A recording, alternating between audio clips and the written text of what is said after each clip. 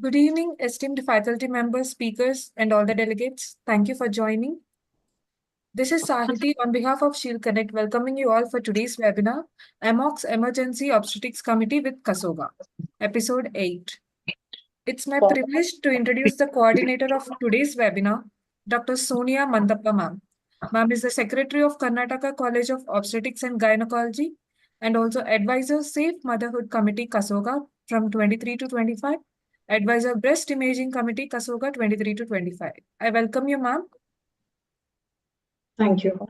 And it's my honor to introduce Dr. Sanjana Talur ma'am, who is the convener of today's webinar. Ma'am is the chairperson of Menopause Committee of KSOGA, Assistant Professor MRMC Kalaburgi, and past Secretary of Kalaburgi Society. I welcome you, ma'am, and I hand over the session to coordinator. Thank you, Sahiti. Thanks, Sahiti. Good evening, everyone. Sahiti has done the job of bridging KSOGA and MOGS together on today's virtual platform. Can we have the welcome lamp lighting video?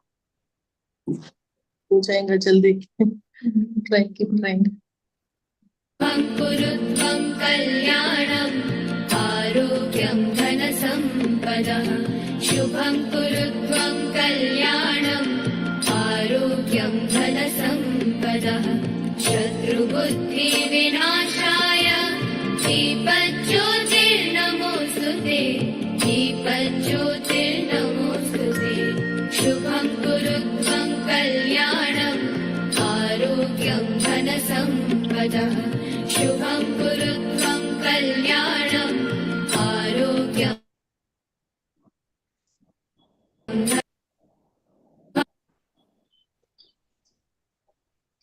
Thank you.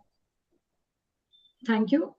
Now, in the era of a tsunami of webinars on a very busy Monday schedule of OPs and IPs, an attempt from our fraternity in trying to update something which is very critical and the need of care to be extended before a situation called shock which happens.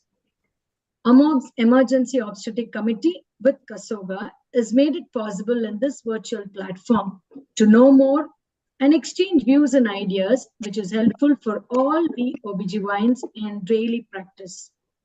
For which I call upon the guiding force of this webinar, Dr. Sneha Boyar, who is the name in all societies, a candidate Vice President Foxy West Zone, whose flyer I recognize as vote for knowledge, vote for attitude, and vote for practice.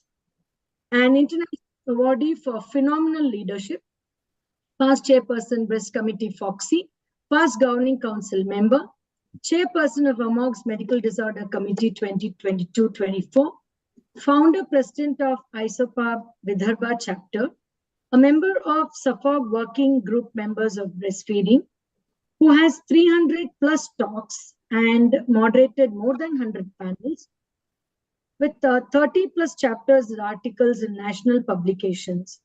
Is a mentor to many and today a binder for today's webinar. We welcome you, madam. Thank you so much.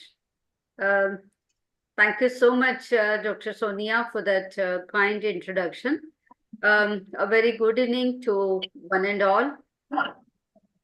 At the outset, let me utilize this opportunity to thank and welcome both the teams, AMOGS as well as KSOGA. At the outset, let me welcome the office bearers of AMOGS and KSOGA, having the blessings of both the teams simultaneously. Respected Sir, Dr. M.G. Hiremat, Chief Patron of KSOGA, the chief guest for today's program, and also my committee advisor for Foxy Breast Committee, Madam Asha Dalal, such an illustrious personality, chief guest for today's program and mentor for me, Dr. Ame Purandare, and as the guest of honor, and Dr. Vidya Thobi, immediate past president of KSOGA, as guest of honor, Dr. H. Nagaraj, the patron of KSOGA, our dear friends, Dr. Bharti Rajsekhar, President of KSOGA, Dr. Vidya Tobi, immediate past President, and of course, our dear friend, Dr. Kiran Kurtakoti, who is the President of AMOGS right now, Dr. Bipin Pandit, the Secretary of AMOGS, and Dr. Rajendra Singh Pardesi, sir, the immediate past President of AMOGS, Dr. M.B. Bellard, the Dean of KSOGA, President-elect Dr. Durgadas Asrana. We are fortunate to have them as chairpersons today. Dr. Suman Gaddi from KSOGA and Dr. Madhuri Mende from AMOGS as treasurer, taking care of the finances of both the organizations. Friends, all the panelists and all the attendees, I welcome all of you.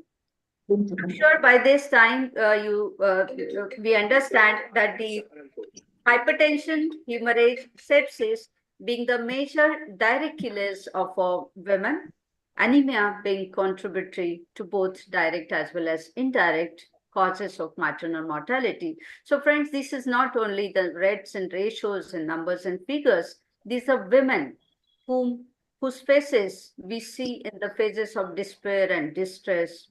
And these are the faces which keep haunting our dreams. So we have to look at it very humanitarian way, and to reduce the maternal mortality and of course the severe acute maternal morbidity. All of us are trying our best. This is an attempt from my side, my share of squirrel, to take this task ahead.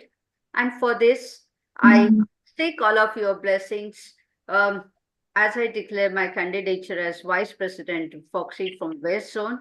I thank Dr. Sanjana for being the wonderful convener and Dr. Sonia as the very hardworking, prompt coordinator for this. So with this brief words, I would like to hand over the forum again to Dr. Sonia. With my due respects to patron of KSOGA, Dr. Himmat, and I also now invite President of KSOGA, Dr. Bharti Rajshekar.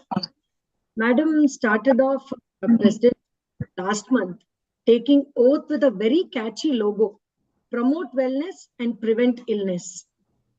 And a president who's also in our news channels in Karnataka since last week, fighting for women's rights. A very superb start, madam. A recipient of various awards, organized various workshops and conferences. She's also a recognized figure in Foxy and was South Zone Coordinator of Foxy Public Awareness Committee, a member of Foxy Preventive Oncology Committee, a trainer for Foxy Dira, trainer for Foxy HPV vaccination project.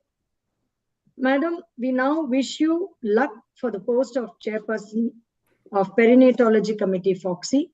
Best wishes, and also inviting you to this virtual platform. Welcome to you, ma'am.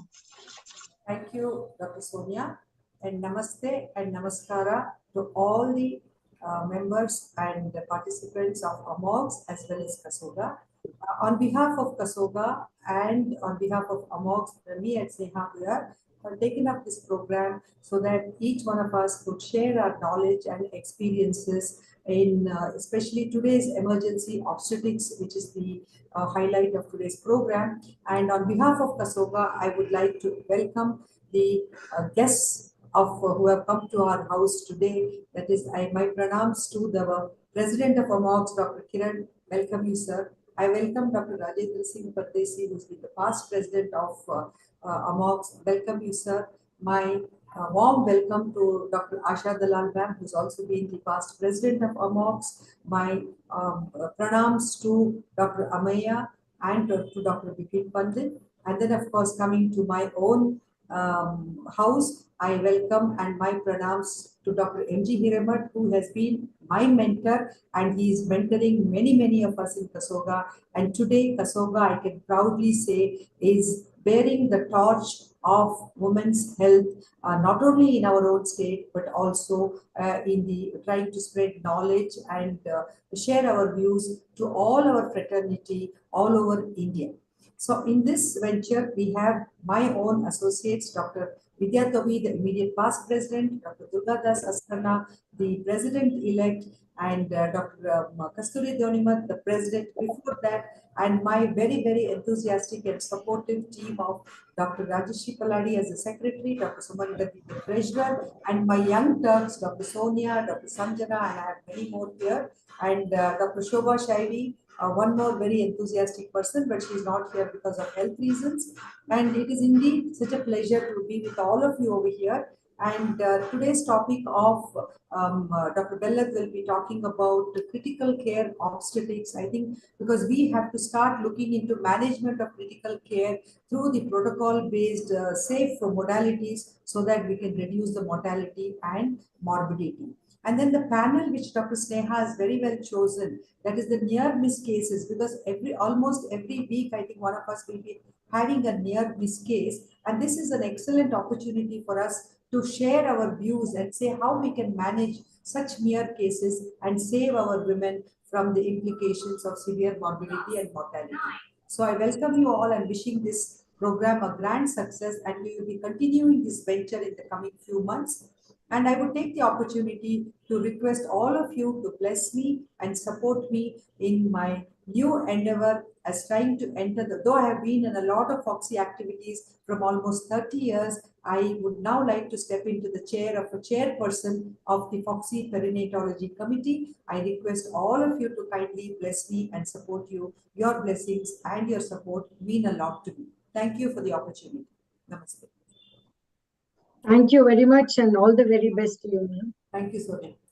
May I now request Dr. Sneha Boyar to invite chief guest of today's webinar, our chief patron of KSOGA, Dr. M.G. Hiraman, and past president of AMOGS, Dr. Asha Dalal. Yes, Sahiti, can we have Sir CB first? Yeah. So all of you know Sir as the chief patron of KSOGA. We know him as our advisor, as press committee, advisor, and of course, mentor and guide to me. Sir is amidst all his busy schedule about the medical college Hubli, the KLE Cares JGMM Medical College. Sir is the principal and academic council member for the KAHES deemed university, Belagavi. He's the former director of Karnataka Institute of Medical Sciences, and you can see that such a highly decorated CV sir has got. But for us, as I know him, he's the best guide and mentor available, just a phone call away. So we are eagerly waiting to listen to your words of wisdom, sir. Over to you, Dr. Hiraman. Yeah, thank you, Sneha. Sneha, always your call makes us to come and join. That is the beauty of the request and your appeal. That's why today you have got 28 faculties on the board. First of all, I would like to congratulate that boy, artist who has created this flyer. And when I went on counting the photos, there are 28 photos he has merged in one page. So I would like to thank him for doing such a wonderful work. Sneha, all the best for you, and all the best to Dr. Vidya Tobi and Dr. Bharati Rajshekar and Dr. Archana Divedi. All these scientific programs are concentrated in the election era. We have got Lok Sabha election, we have got Foxy election. Yes. So that we can communicate and meet each other, everyone. And Zoom has made a lot of difference, that you can sit in your house and you can talk to many people and you can exchange your views. And chief guest of today's function, Dr. Asha Dalal Madam, guest of honor, Dr. Vidya and Dr. Amaya, AMOGS office bearers, Dr. Kiran, Dr. Bipin, Dr. Rajendra Pradeshi, Madhuri, Sneha, Dr. Nagaraj, Dr. Bharati, Dr. Vidya, Dr. Rajeshri, Dr. Suman, Durgadas, Dr. M.B. Bella, speaker, Dr. Rajeshri, and again moderator, Dr. Sneha, and lot of panelists. All are excellent speakers. Dr. Suma, Dr. Anita, Dr. Hemalta, Dr. Rameshwari, Dr. Archana, Sejal Naik, Ayal, and the conveners, Dr. Sanjana and Sonia. The galaxy of experts are here. And more so, this Sneha, you have selected wonderful topic. the topic which is the need of the hour, that we all wanted to reduce the maternal mortality. To some extent, we have done it, but still a lot to be done. Unless we go on identifying what are the problems in maternal mortality reduction and what are the obstacles, I think such webinars and such scientific forums will definitely bring back. And another topic which you have selected is the critical care in obstetric shock. See, for last 30 years, we thought labor is a simple process. We thought cesarean section is a simple surgery. Today, these have become minor. The major problem what we are facing is the critical care in obstetric cases. Every woman who is entering the labor room, at the end of the day, she is becoming a critical case. So knowing and learning about how to manage the critical cases in obstetrics has become very, very important. I hope Dr. Rajeshri will give a lot of light on this. And yourself as a moderator for a near miss case-based discussion, I think this is the best one should know. And when you discuss each case threadbare, definitely you will know what are the problems we are facing. And if we reach to this problem of near miss, probably our mortality will come down to a greater extent. So I do not want to take much of your time.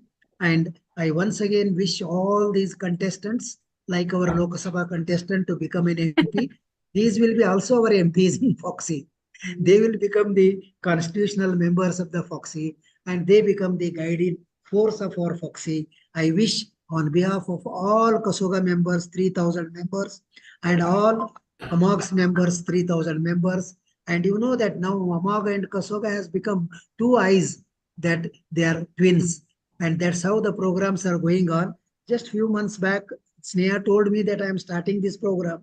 And today I could see that it is the 8th in the series. So soon that so many programs have been conducted. Thank you, Sneha. I wish all the best to all of you. Thank you once again for involving me in this program. Thank you. Dr. MG sir, I have a submission. Please wish Dr. Kasturi Donimat madam also, who is she has joined yesterday. I wish Dr. Kasturi also all the best for the. Thank you, sir. I personally called her to join the webinar. And MG sir, I received our flyer yesterday. Dr. Amey Dr. also. Amey Purandare is also contesting. Yes. Dr. Amey is also contesting. Foxy. Not contesting, unopposed. Unopposed. So we congratulate him. So we again wish all of them a grand success, and let us go with the scientific program. Thank you very much. Thank you so much, sir. Thank you for your blessings and your wholehearted support always. Of course, your words and guidance are very precious. Thank you, sir. Thank you. So may I have Madam Asha Dalal CV, Sahiti? So even in KSOGA, madam, it's not needed. Your CV, you are such a well-known personality, a very illustrious personality, and with highly decorated. Madam is the mentor in the Department of Obstetrics at Sir H.N. Reliance Foundation Hospital and Research Center. And Madam is the professor and head of Department of Gynecology at TN Medical College since last 14 years, faculty at BY at Nair Charitable Hospital since 1982, and of course the president of AMOGS in the year 2014 to 16. And Madam has so many accomplishments in her and CV and such an illustrious personality, Madam. We would like to listen to your precious words. Over to you, Madam Asha Dalal. Thank you, Sneha. I totally would agree with Dr. Hiremat. First of all, a very big welcome to all our KSOGA, AMOGS colleagues and friends and everybody who has joined. Sneha, I agree, emergency obstetrics now is the need of the hour. You know, near miss is the standard of care. When we know that, we know what is our standard of care. And it is only by having protocols, having bundles, care bundles, that you are going to be able to do better and better in emergency obstetrics. I agree that emergency obstetrics or other high-risk obstetrics has increased tremendously for several reasons, beginning with the fact mothers are coming to us at 38 and 40 with pregnancies. Plus, we've been able to control a few things. But still, there are so many more, and we are now understanding so much more. So this concept that it is not only care bundles or it is not only protocols, but it is a team and teamwork in everything. As you have your team, I think it's so good that you're joining with so many. I really applaud all your enthusiasm, the hard work that all of you are putting in, and I wish you all the best. I know there are many speakers, so I will not waste time. And genuinely, Sneha, I wish you and all the colleagues all the very, very best. Thank you. Thank you so much, madam. Thank you so much for your wonderful words. And of course, your guidance, we take the message very well taken. With this, I thank Sonia, and I over to you once again. Yeah, Dr. Sonia. Yes, thank you, ma'am. May I now request Dr. Sanjana Patil to invite our guest of honor, Dr. Vidya Tobi. Sonia, I want Dr. Ameya to speak first. Okay. So then I request Dr. Sneha Goyal to invite. And before that, I want Dr. Kiran Kurtakoti, who had joined, who is AMOGS president, to give his some thoughts. Please. Them to our platform. Yeah. Because he has joined our platform, I welcome Dr. Kiran Kurtakoti. Thank you. These are all my AMOGS brothers, and even Dr. Rajendra Singh Pardesi, who is my guide. So let them speak two lines. Yes. Thank you. Thank you. Thank you so much. Thank you so much. Today, chief guests, Dr. M.G. Hiremat, Dr. Asha Dalal. You know, when I joined Foxy around 2008, we were all so much in awe of Dr. Hiremat that we were told that if Dr. Hiremat is going to bless you, you are through. So, Dr. Hiremat, thank you for blessing our people, and not only blessing KSOGA people, but also AMOGS people. And you rightly said that AMOGS and KSOGA are two eyes. I mean, I really appreciate that, because this AMOGS, when I was installed, I think my sister from AMOGS, Vidya, was there. From KSOGA, Vidya was there. We had the KSOGA partnership with AMOGS, and I am sure this is going to continue. So the Kal, Aaj and Kal of KSOGA is there. Kal, that is Vidya, is there. Aaj, that is Bharti Rajshekhar, is there. And tomorrow, that is Dr. Durga Das also is there. So next time also, I'm sure Ame will be partnering with KSOGA whenever we have any kind of activity with AMOGS. So thank you, my brother, of course, in AMOGS, Dr. Ameya, Dr. Pardeshi, and everyone. So indeed, Sneha, you have done, you are a binding force, you can say. A binding force. Kanik manto na. I mean, I don't know how to say in Kannada. Kanik is a dough, D-O-U-G-H, dough. So you have bound everyone together, and really, it's really appreciable quality of yours. And I really wish everyone. Dr. Vidya is, though I'm sure, going to come on a post. I'm 100% sure of that. Dr. Bharti, and I see other sisters also, Dr. Rajashri, and my very good friend, Dr. Kasturi. I don't see Kasturi, I think she's left, but Kasturi, everyone. So really a nice thing that you have done, Sneha, and I really wish Archana ji, Bharti, everyone, very best of luck in your endeavors in Foxy, and also for the today's webinar. Thank you so much, Neha, again for calling us and taking KSOGA together. And I assure you from this dais, from the dais of AMOGS, that whenever there is any activity, when I am the president, and I'm sure when Abhay is there, that somebody from KSOGA will definitely be involved in our program. Thank you very much. Thank you so much. Thank you so much. Thank you so much, sir. Thank you, Kiran. Thank you so much. Thank you for your blessings and support. We will always be together. Thank you, sir. Thank you. Thank you, sir. So, Dr. Pardesi, you would like to tell something? Some two, three lines Of for course. us? Dr. Pardesi is, yes. sir, is my mentor and guide, not It's only in AMOGS, but also in Foxy. It's okay, Sneha. Yeah, We yes, can yes. skip that. We can I skip that. think please Respected Dr. Hiremat, sir, Dr. Dalal madam, Dr. Thobi, Dr. Ameya, Dr. Kiran Kurtakoti, Dr. Bharti Rajshekhar. Say, I am feeling proud and honored to be a part of this webinar jointly with KSOGA. As Dr. Hiremat told, so we should thank to Dr. Sneha So due to Sneha only, I could meet Dr. Hirema, Dr. Vidya, my friend, Kasturi, and all Yes. those I met in Bidar, KSOGA, Bharti. So thank you so much for organizing this webinar.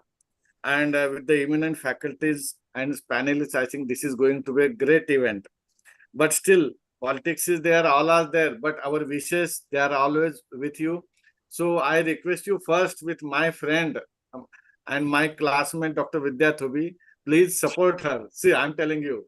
See, we are together from Yes, Aurangabad. yes. Only. I don't know, you know or not, MJ Hiremat sir.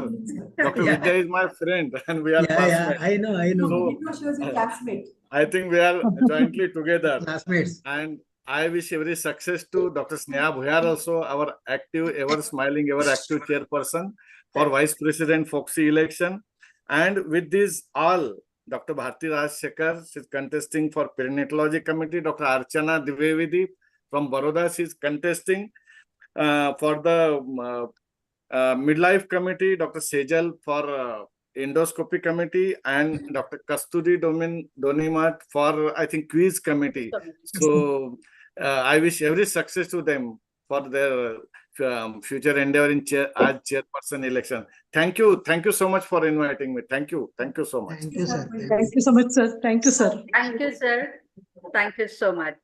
Mhm. I can see Dr. Bedard also, sir. We have already welcomed you, and once again we welcome you. Thank you. So, indeed, it's a pride and privilege to introduce highly Sneha ma'am. Yes, Sneha ma'am, thank you so much. I know. That you will not allow to introduce, but I would just say such an accomplished person with a highly decorated CV. No, We would like to listen to your yeah. words of wisdom, definitely, and guidance. Over to you, Dr. Ameya. Thank you, Sneha ma'am, Vidya ma'am, Bharti ma'am, Hiremat sir, Bellard sir, and all my colleagues, friends, seniors from KSOGA. In true Kannada style, I will say Swagatam to all my KSOGA friends to AMOGS. And as this program is conveyed or convened by Dr. Sneha Bhuyar, so in Kannada terms from AMOGS, I would like to say Sneha Lage. Yes. That means friendship. To give you a little bit of history, this afternoon I was telling my father that I've been invited for this KSOGA webinar. And my father told me that AMOGS and KSOGA are like twin sisters. Both are born on the same time in 1986-87. One was founded by Dr. late R.D. Pandit and my father as president and secretary respectively. And KSOGA was by none other than the eminent gynecologist and obstetrician from Karnataka, who has I have been privileged that she has stayed in our house, Dr. Padma Rao and Dr. M.J. Hiremat. So it is the same placenta, the same uterus, and the same pregnancy, and that is why AMOGS and KSOGA will always be together. Like Kiran said, they were born at the same time, they grew at the same time, and they will prosper at the same time. In Maharashtra right now, Hiremat sir, you are talking about the elections. So we are now in the environment of Mahayuti, but now this Yuti between AMOGS and KSOGA, I think Pardesi sir is agreeing with me, he's nodding, will last forever, because we are not just friends, but we are beyond friends.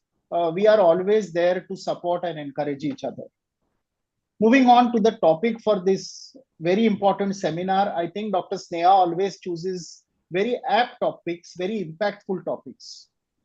The great philosopher of FIGO, Professor Mahmoud Fatala, who was the past president of FIGO, said that women have a human right to safely go through the risky journey of pregnancy and childbirth. A right that should be respected, protected, and implemented. And I think this is the biggest role or the key role of the obstetrician of today and tomorrow to ensure that every pregnancy is safe, successful, and satisfying. Once again, I wish all the contenders for the Foxy election best of luck. We are all with you. You are genuinely hardworking people, and I'm sure that Foxy will benefit with all your efforts. Last but not the least, I would also like to take your blessings, support, and encouragement because I'm also contesting for the post of joint treasurer of Foxy. So I would like all the KSOGA and the AMOGS societies to please put the nomination in my favor for this prestigious post. I hope that I can sincerely, like in the past, deliver the best of my ability for the benefit of Foxy and the women of India. Thank you. Thank you so much, Dr. Ameya, for that very precious words. And of course, all of us are well convinced that your ability and your way of working is beyond comparison. It is far excellent, and all of us believe that none other than you, the best candidate for joint treasurer. Best wishes. Thank you, madam. Thank you so much. Over to you, Dr. Sonia. I also wanted to add on, ma'am, the meaning of Ameya, I was just checking, is magnanimous. So it was indeed magnanimous that he shared the view of placenta and twinning too. I now request Dr. Sanjana. Yes, ma'am. Namaskar, ಎಲ್ಲರಿಗೂ. Good evening, everyone. It's my privilege to introduce our dearest Madam, Dr. Vidya Tobbe, Madam. She is a professor and former head of the Department of Alamin Medical College, Vijayapur, Karnataka. She was a president of KSOGA. I think Sanjana, there is no need because I will introduce 2 to 3 lines, ma'am. Yeah, that is enough because lot many good topics are there and people are there to listen. And people from AMOGS, they know me, and people from KSOGA, they know me. So thank you very much. She is a darling, madam. That's all I should say now. Yes. I'm darling to everyone, and you people are darling to me, all of you. Sweet of you, ma'am. Yeah. I'll give the stage. Yeah. Thank you very much. Thank you, all the dignitaries. I must say, I will not take each and everybody's name, but I know that my mentors are there in the everybody is here.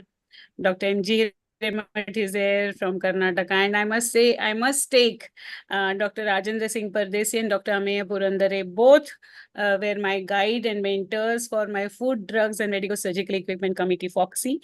They have guided me throughout, and I must say thanks to them. Dr. Bellad is here. Yesterday only I met him, and he is now our KSOGA Dean, and he is also mentor for many of my activities. I welcome him to this dais. And another person who I want to welcome is Dr. Archana Dwivedi. She is the most dynamic girl I have ever seen in whenever I have met her. So welcome. And Dr. Kiran, of course, he is my brother, and always I seek guidance from me. And all my KSOGA family, Dr. Rajashri, Dr. Kasturi, Dr. Suman, I will not go on taking names. And most important person here is Dr. Sneha Bhuyar. She is my dearest friend, and I wish her all the success. And all I have an appeal from those who have joined from AMOGS and KSOGA. Please see the genuine people who are really working for Foxy, who are really putting their efforts in Foxy. So please vote them, bring them up, and it should be our all duty to vote. That is most important. Karnataka people never vote. We have to tell them, go on repeatedly telling them to vote. That is the first thing. You just see who is there. Please see that your membership is updated. Your society has paid the fees, and please look into people are not seeing any WhatsApp groups because it is flooded with the appeal, I must say. So at least that you should not do, and please look into that. That is one thing I want to say. And second thing is the critical care and emergency obstetric care. Foxy has taken up these things. Manyata is one thing. Every society, they should take up this manyata. Today only I assessed Dr. Rajeshri's. I am one of the assessor of Manyata. I must say, Dr. Rajeshri's hospital was there, and I was very glad to assess her hospital. So Manyata is to train the people. Dr. Sonia is hand to hand. She is a trainer here. So Sonia is always there with me for training these people. So let us move ahead, because this emergency care is just not a talk. So we have to tackle at all the base. From the base we have to treat, and whenever the most important is when we receive the patient, how to tackle these emergencies, where to refer, how to refer, and tackling 4Ds. So that is what we are going to learn today. So again, congratulations the organizing team, those who are speakers, delegates, and everybody. And I wish all the success to those who are contesting. Also, I'm also the contestant. Please nominate the people here. And I wish Dr. Ameya also very best. And I'm sure that he's unopposed. But let me say that please write his name to the Joint Treasurer. I'm sharing all his CV he has shared with me. Thank you very much. Thank you, AMOGS family, as well as KSOGA family. Thank you very much. Thank you, ma'am. Thank you so much, Vidya. Thank you for everything. Thank you very much, ma'am. Then over to the topic to listen by Dr. Rajeshri Palladi, critical care in obstetrics. For this, we have Chairperson Dr. Bellat and Dr. Durgadas. Dr. Mrutyunjay Basavannappa Bellat is the chairperson of. Hello, Sonia. No need to go in depth. Let's listen to Rajeshri. We are known on both the sides. Both Kiran and KSOGA people also know me, and even AMOGS, many of the AMOGS conferences I have been faculty. So I thank Sneha and Sonia and Bharti Rajshekar and Dr. Kiran Kurtkoti for collaborating this. And it's a wonderful collaboration. I feel so. Hopefully the participants should use this maximum, because the efforts of this should give some fruits. I'm very sorry to say today here that the case today only we wrote on maternal mortality. She came from just about 15-20 kilometers from our hospital. Patient has gone into cardiogenic shock for postpartum hemorrhage. So what is important is when to say stop at the point of a small hospital care, when we should refer. So these are the critical areas in critical care obstetrics, wherein we need to prevent these women going into shock. And if we aim at that, probably we are justified now, because we have reached maternal mortality, which is very low from what we were. But now to reduce further, it is the prevention of these patients going into critical state is the first step. And once they reach this, unfortunately, in spite of all our efforts, reach the critical condition, how it should be managed, how many of our institutions are equipped to this, and how we can go ahead on this. I think Rajeshri Palladi, Sneha will cover up in this session. And what we have done when we were, I think Dr. M.G. Hiremat agrees with me, the shock in obstetrics was one of our workshop promotion to see that how we should manage, because everything you cannot depend on the anesthetist.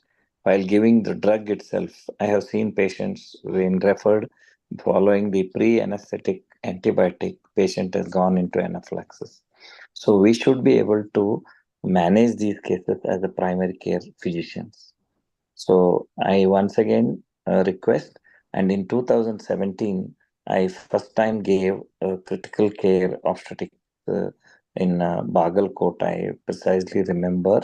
First time what I learned was the ICU care in UK said that the total body scan beyond 15 weeks is also safe. So do not hesitate to do if required, body scan, CT scan required. Don't try to say that, I mean, because it's a career wherein we need to prevent the death. So Sneha, these points need to be covered, and the role of massive transfusions, how are we equipped, and management with the central line and the blood transfusion tools, how our IV infusion cannulas, how much they give the fluid. We all need to be aware of this, and which is the best fluid, which is the best blood product. These all need to be highlighted, and it's a team efforts who all must be there in the team. With that, I want our women in Karnataka and Maharashtra, because Maharashtra has reached much lower than maternal mortality than Karnataka. Karnataka is still north of South India. So you want to achieve better the outcome for our pregnant woman. I think we need to learn this. Thank you very much for involving me, Sonia, Bharti, Vidya, of course, thank you. And thank you all the KSOGA, including Chief Patron, the President-elect, current President Bharti Rajshekhar, past President Vidya, and all other members, and especially Secretary Sonia for organizing this. So, Sneha, wonderful efforts. Dr. Rajendra Singh Pardesi ji sir and Amaya Purandare, we all met many times in conferences, but hope to see that this collaboration continues and we bring some good things, academic as well as the practice skills to practicing obstetricians and the institution people. Thank you so much for involving me. Rajeshri, you will be doing, I'm sure, 100% that you will do the justice for this topic, and wish you all the best, and go ahead with that. Thank you. Thank you. Thank you. Thank you, sir. Dr. Sanjana, I also now request you, Durgadas sir. Durgadas sir, to chair this session. Good evening. It's my privilege to introduce Dr. Durgadas sir. No, that's all. It's okay. It's okay. Sir, one line is a president-elect 2024-25 KSOGA. Yeah. I welcome you, sir, for chairing this session. Yeah. At the outset, I thank the organizers, especially my dear friend Dr. Sneha. Sneha, it's there in your name, Sneha. Because of you, your invitation is so sweet. See, this is an amalgamation of both KSOGA and AMOGS. Your invitation makes us, nobody can deny your invitation. So sweet. That's why your name is Sneha. Anyhow, coming to the topic, today is a very important topic, critical care in obstetrics. I know Rajeshri is a very good teacher. She is going to deliver the best, especially about the golden hours and the massive transfusion, just what Bella has told just now. With these few words, I hand over the stage to Dr. Rajeshri. Thank you, sir.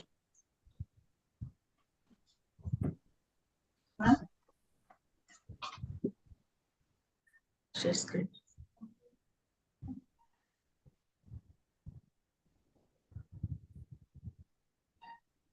Share screen.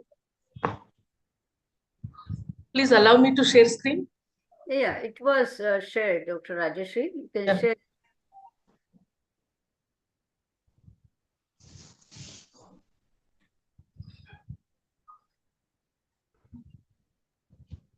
Have you logged in from 2 devices, Dr. Rajeshri? Yes, ma'am. Yes, because there is a spare. I have kept one device on. Yeah, I think at the outset, I would like to thank the organizers, the AMOGS and the KSOGA team for giving me an opportunity to share my views on the critical care, which is such an important topic that we all know. India heading towards achieving great reduction in the maternal mortality. And now we all want to see that our women do not die because of being pregnant alone. And that is all been our motto as an obstetrician, to see that we take care of her and see that she leads a healthy and happy life. Just as our mentors have mentioned in AMOGS and KSOGA, I'm so very glad that I am being led by such great teachers and visionaries, and it keeps us motivated to be doing such good work and also help us to upgrade our knowledge, skills, and attitudes so that we keep doing this job very well. And obstetrics is a very emotionally driven subject that we all get so attached to the woman, the pregnant woman, and we would always like to see that she gets the best and reach back home safe with her baby. I am thankful to Dr. Sneha for having given me this topic. Sorry to interrupt you, Dr. Rajeshri. Your screen is, I think it is enlarged and it is not seen completely. Okay. Yeah. I'm trying to. Now Yeah. it is Now okay. it is Now okay. it is okay. Yeah. Thank you so much. Thank you. Yes. Play screen. Start with. No, but play the screens now. How to go to the next? Just click on the Double slide. click on the slide, ma'am, so that you can. Yeah. No, it's not slide. Just a minute. Give me a moment, please. No, play screen. Is it seen now? No. Is it a PDF, Dr. Rajeshri? Just a moment. Is it the PDF? Come here and help. As I was going through the critical care in obstetric shock, many new things were revealed. And we all, as Sir has mentioned, Bellet Sir and MG Hiramat Sir, understood that a lot needs to be done more in the critical care management and understanding of the critical care, because there is no proper clear consensus about how the critical care is happening and what are the guidelines and what are the basic precautions and management protocols that we all need to follow. And I have made an attempt to, concise and be able to present the topics that I have gathered today. Can you see the screen now? Yes, ma'am. Now it's good. Yeah.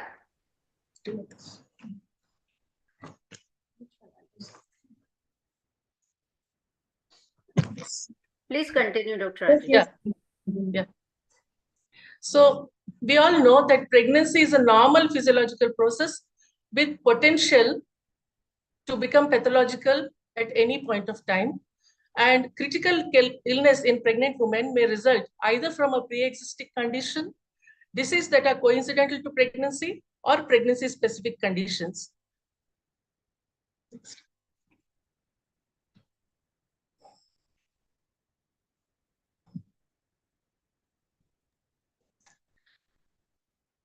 Make it a screenshot. Yeah, slide. Yeah, that's it.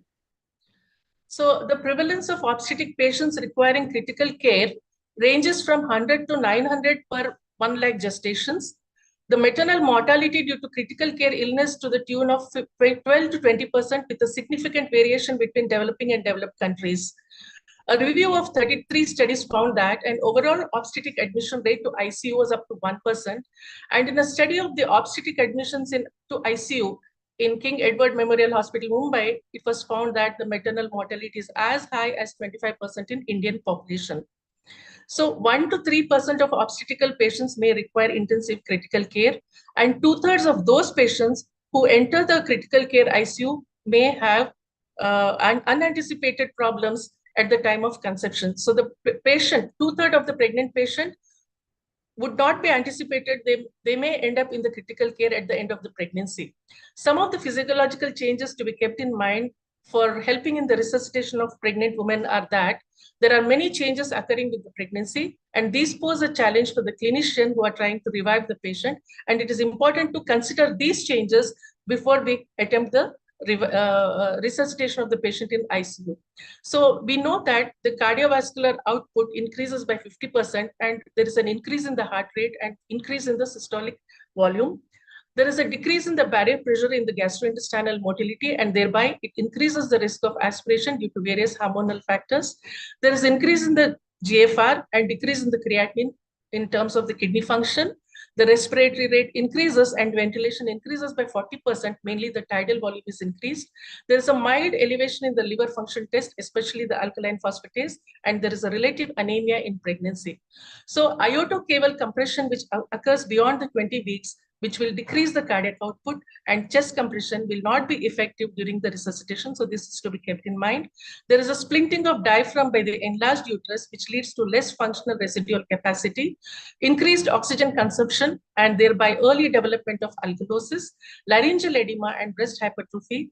They increase in difficult intubation, and therefore there is an increased risk of Mendelssohn syndrome. So the aortic cable compression, which occurs beyond the 20 weeks of gestation, reduces the cardiac input by 30%, and 40% of the increased cardiac output and hyperdynamic circulation will lead to bleeding from the uterus. So we know that it pours like a tap when the sinuses are open. 30 to 35% of the blood loss can be tolerated by the healthy woman before developing any symptoms, but the underlying anemia, which is so prevalent in our country, will make the little amount of blood loss intolerable to sustain the blood loss. The physiological in cardiovascular system in the form of hemodilution and increased blood flow at term, which is 10% more, 10% of the total cardiac output goes to the uterus. There is a decrease in the venous return due to the aortic cable compression and thereby decreased vascular resistance. Women are susceptible to hypovolemia due to excessive blood loss in obstetric hemorrhage, supine hypotension, pulmonary edema, and thereby this interfere with the cardiopulmonary resuscitation. There are some variations in the coagulation factors as well. The increased fibrinogen and clotting factors 2, 7, 10 lead to the hypercoagulable state, predisposing to thrombogenic events. The functional residual capacity decreases by 10%, leading to rapid hypoxia and apnea. And there is increased risk for pulmonary edema, and ABG in parturient is therefore very different from the normal woman. Some considerable physiological changes of the coagulation factors, which are very important to know in pregnancy, because whenever the patient goes into the blood loss or shock due to excessive bleeding, the increased factors of coagulation in pregnancy are factor 1, 7, 9, and 12. Unaltered factors are 2 and 5. Decreased factors are 11 and 13. Other parameters, like there is increase in the prothrombin time by 20%, increase in the activated partial prothrombin time, 20% increase in activated partial prothrombin time, decreased platelet level, fibrinopeptide A is increased, 83 is decreased, PDF is decreased, plasminogen is increased, protein C and S, which are so very important for coagulation, is decreased. So there is a hypercoagulable red cell mass, which is increased by 20%, and plasmatic volume, which increases by 50%. So monitoring of hemostasis and pathophysiology of coagulopathy becomes important, which is slightly altered and varied during pregnancy. The type, severity, and incidence of coagulopathy differ according to the etiology of the bleeding. In atonic and traumatic PPH, the coagulopathy is the predominantly dilutional coagulopathy because of loss of the components of the blood because of the excessive hemorrhagic loss. Whereas when the bleeding occurs due to placental detachment, as we see in abruptio placenta, consumptional coagulopathy develops, and this is characterized by rapid generation of hypofibrinogenemia and thrombocytopenia, even with a limited amount of blood loss. So routine coagulation tests are slow, that is the PT and the APTT. It is best to assess the fibrinogen with the Claus method or the viscoelastic test that by TEG or ROTEM to evaluate the clot formation and lysis in less than 10 minutes, which is a rapid determinant of the fibrinogen level, which can be performed at the bedside and helps in early clinical decision-making and global assessment of the coagulation profile from the whole blood sample. It is not necessary for the blood to be separated, and we wait for the separation of the plasma and the components. So the viscoelastic test, which is very useful to evaluate, to know the thrombogenic status of the woman. It also allows for the individualized administration of blood components like platelets, FFP, coagulation factors, concentrates as per deficiency and in adequate amounts. There are various forms of viscoelastic test, the ROTEM test and the TEC test, and these help to assess the coagulation factor, the fibrin polymerization. They are sensitive to heparin excess, and various tests have various applications as depicted in the chart. Now, what is obstetric shock? Obstetric shock is defined as a state of circulatory inadequacy with poor tissue perfusion, resulting in a generalized cellular hypoxia. And the circulatory inoccupancy is because of the disparity between the circulating blood volume and the capacity of the circulatory bed. The physiological changes in obstetric shock are predominantly associated with general changes due to hypovolemia and specific changes due to liberation of the endotoxic. The common causes or the hemorrhagic causes of obstetric shock, as we all know that obstetric is a bloody business, is mainly because of the postpartum hemorrhage or injury to the uterus like rupture uterus, and it can also occur because of the antepartum hemorrhage. The non-hemorrhagic causes like sepsis, eclampsia, acute uterine inversion, amniotic fluid embolism, pulmonary thromboembolism, air embolism, Mendelssohn syndrome, etc. are the other non-hemorrhagic causes of shock in obstetrics. The non-obstetric causes are equally important, and we find that about 30% of the admissions of pregnant women to the ICU are because of the non-obstetric causes. Obstetric causes account to 70% of the admissions to the ICU. The non-obstetric causes could be neurological causes, cardiac causes, pulmonary causes, metabolic causes, anaphylaxis, just as mentioned by Dr. Pellitzer, that we should know that even drugs which are given can lead to anaphylactic shock, and drug overdose can also lead to shock. The treatable causes of collapse or shock are broadly classified as 4H and 4T plus E. The 4H are hypovolemia, hypoxia, hypo or hyperkalemia, hypothermia. Eclampsia is one separate entity which requires a lot of attention into, and we all have learned so much about eclampsia. The T's are the thromboembolism, toxins because of infection, tension pneumothorax, tamponade, the cardiac tamponade, etc. Now, critical illness and ICU. It's difficult to define. The critical illness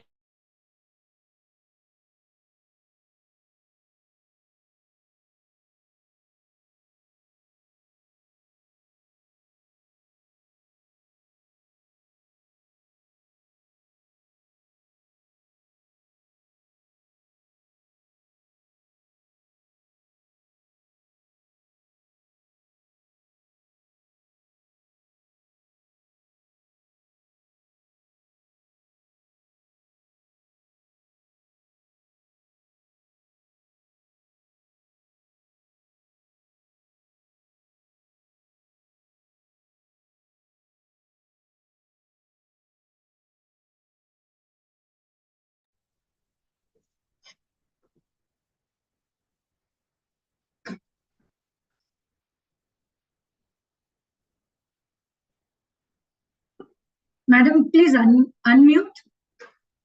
I think you'll have to start sharing again. Yes, I'm trying to share the screen again.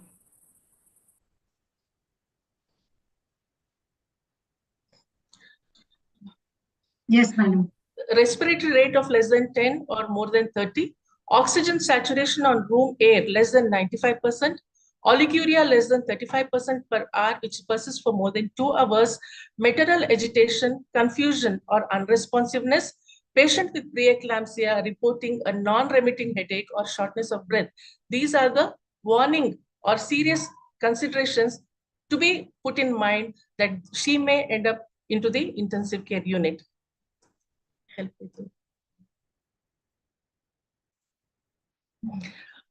So the intensive care unit levels of care are level 0, the patient whose needs can be met through a normal ward care. Level 1, patient at risk of their condition deteriorating and needing a higher level of observation, or those recently relocated from a higher level of care. Level 2, patients requiring invasive monitoring or intervention that includes a support for a single failing organ system, excluding the advanced respiratory lung support. Level 3, patient requiring advanced respiratory support or mechanical ventilation alone, or basic respiratory support along with support of at least one additional organ. Level 4, patient requiring highly advanced support such as the extracorporeal membrane oxygenation, that is ECMO, and intra-aortic balloon pump. The ICU have 2 models for the management, that is the open and the closed unit. The open unit, wherein the obstetrician admits the patient, the admitting doctor maintains the responsibility for the management while the patient is in the hospital. That is, the obstetrician has to team up with the intensive care unit personnel to continue the management protocols. A closed unit wherein the ICU takes over the responsibility of the patient, while members of the multidisciplinary specialists are consulted when necessary. The common conditions requiring the ICU care in clinical practice that we have are bleeding, as in APH and PPH, hypertensive disorders like preeclampsia, eclampsia, and HELP, or cardiac arrest. The basic principles of management of critical ill parturient is the initial assessment of the sick parturient, which should be no different from a critically ill patient. And the parturient is stabilized and transferred to the appropriate level of care as follows, and critical pathways are established. To manage the obstetric shock, it is a multidisciplinary team, as very well put in by Dr. Dalal, who said that it is a teamwork of experienced staff, experienced senior obstetricians, neonatologists, anesthetists, intensivists, that is the code blue team, the hematologist, and the radiologist, and special care offered to the high-risk antenatal cases managed by the multidisciplinary team. The initial management of resuscitation is to follow the stepwise pattern, starting from the basic life support to advanced life support, followed by AED if required. If there is a doubt regarding the presence of signs of life, even then start the cardiopulmonary resuscitation, as evidence suggests low risk with cardiopulmonary resuscitation, rather than leaving her alone. Give full 20 minutes of CPR before the patient is declared dead, even if there are no signs of life. Circulation airway should occur as a simultaneous process. So the ABCD or CAB approach, they differ in the US or in the European or the UK ways. It is either the ABCD or CAB approach. Now, transfer to the critical care area from a maternity ward. The transfer needs to satisfy an accepted standard and be accompanied by a plan addressing the maternal, fetal, and postnatal needs of the patient. All maternity units should have facilities and staff to resuscitate, stabilize, and transfer the critical care patients when the decision to transfer the patient has been taken. It should take place with an appropriately trained practitioners, generally an anesthetist or a specific transfer clinician or an intensivist. The family has to be informed, and a companion of the pregnant woman of the decision has to be involved, and informed written consent is very, very important in the process of shifting of the patient from the ward, the triage area to the ICU. The case sheets, the history, the examination, investigations, and management have to be fulfilled. The ICU staff should be appropriately informed well before the transfer of the patient, and patient should be escorted by the doctor with continuation of all existing treatment, including continuation of the patent IV line and oxygen. Keep monitoring the vitals of the patient when she's being shifted, accompanied by 2 healthcare workers, and adequate follow-up continuation into the ICU. The oxygen and supine hypertension are prevented by giving her a lateral tilt, and ensure that there is a patent airway. And if she has delivered, then baby also to be shifted along with the mother. The hospitals, as the scene goes, even today, although staying 20 kilometers away, we continue to lose our patients because there's no adequate transport facility which is planned and kept in place. Say she's staying only 20 kilometers away, but in the middle of the night, there are no facilities available, then definitely we lose the patient by the time she reaches hospital.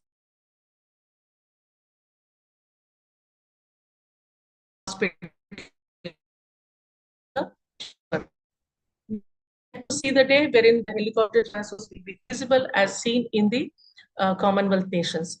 So even the patient is being transferred between the hospital, the pre-transport evaluation of the woman and her fetus must be performed, and maternal status must be stabilized before the transport. Maternal transport is unsafe or impossible, or when imminent delivery is seen or anticipated, arrangements should be made for postpartum rather than antepartum maternal transport if she's about to deliver. Necessary transport monitoring for the critically ill pregnant woman or for the woman during the postpartum period includes continuous cardiac rhythm and pulse oximetry monitoring and regular assessment of the vital status. The venous access should be continued, left uterine displacement not to be forgotten. Intubation and mechanical ventilation, if expected, should be accomplished before the departure or before shifting of the patient, and the obstetrician at the tertiary hospital has to be given all the details regarding the transfer. Now, when the patient, after the patient is being stabilized in the ICU, and if she has to be brought back, then transfer should be avoided between night 10 to morning 7 whenever possible.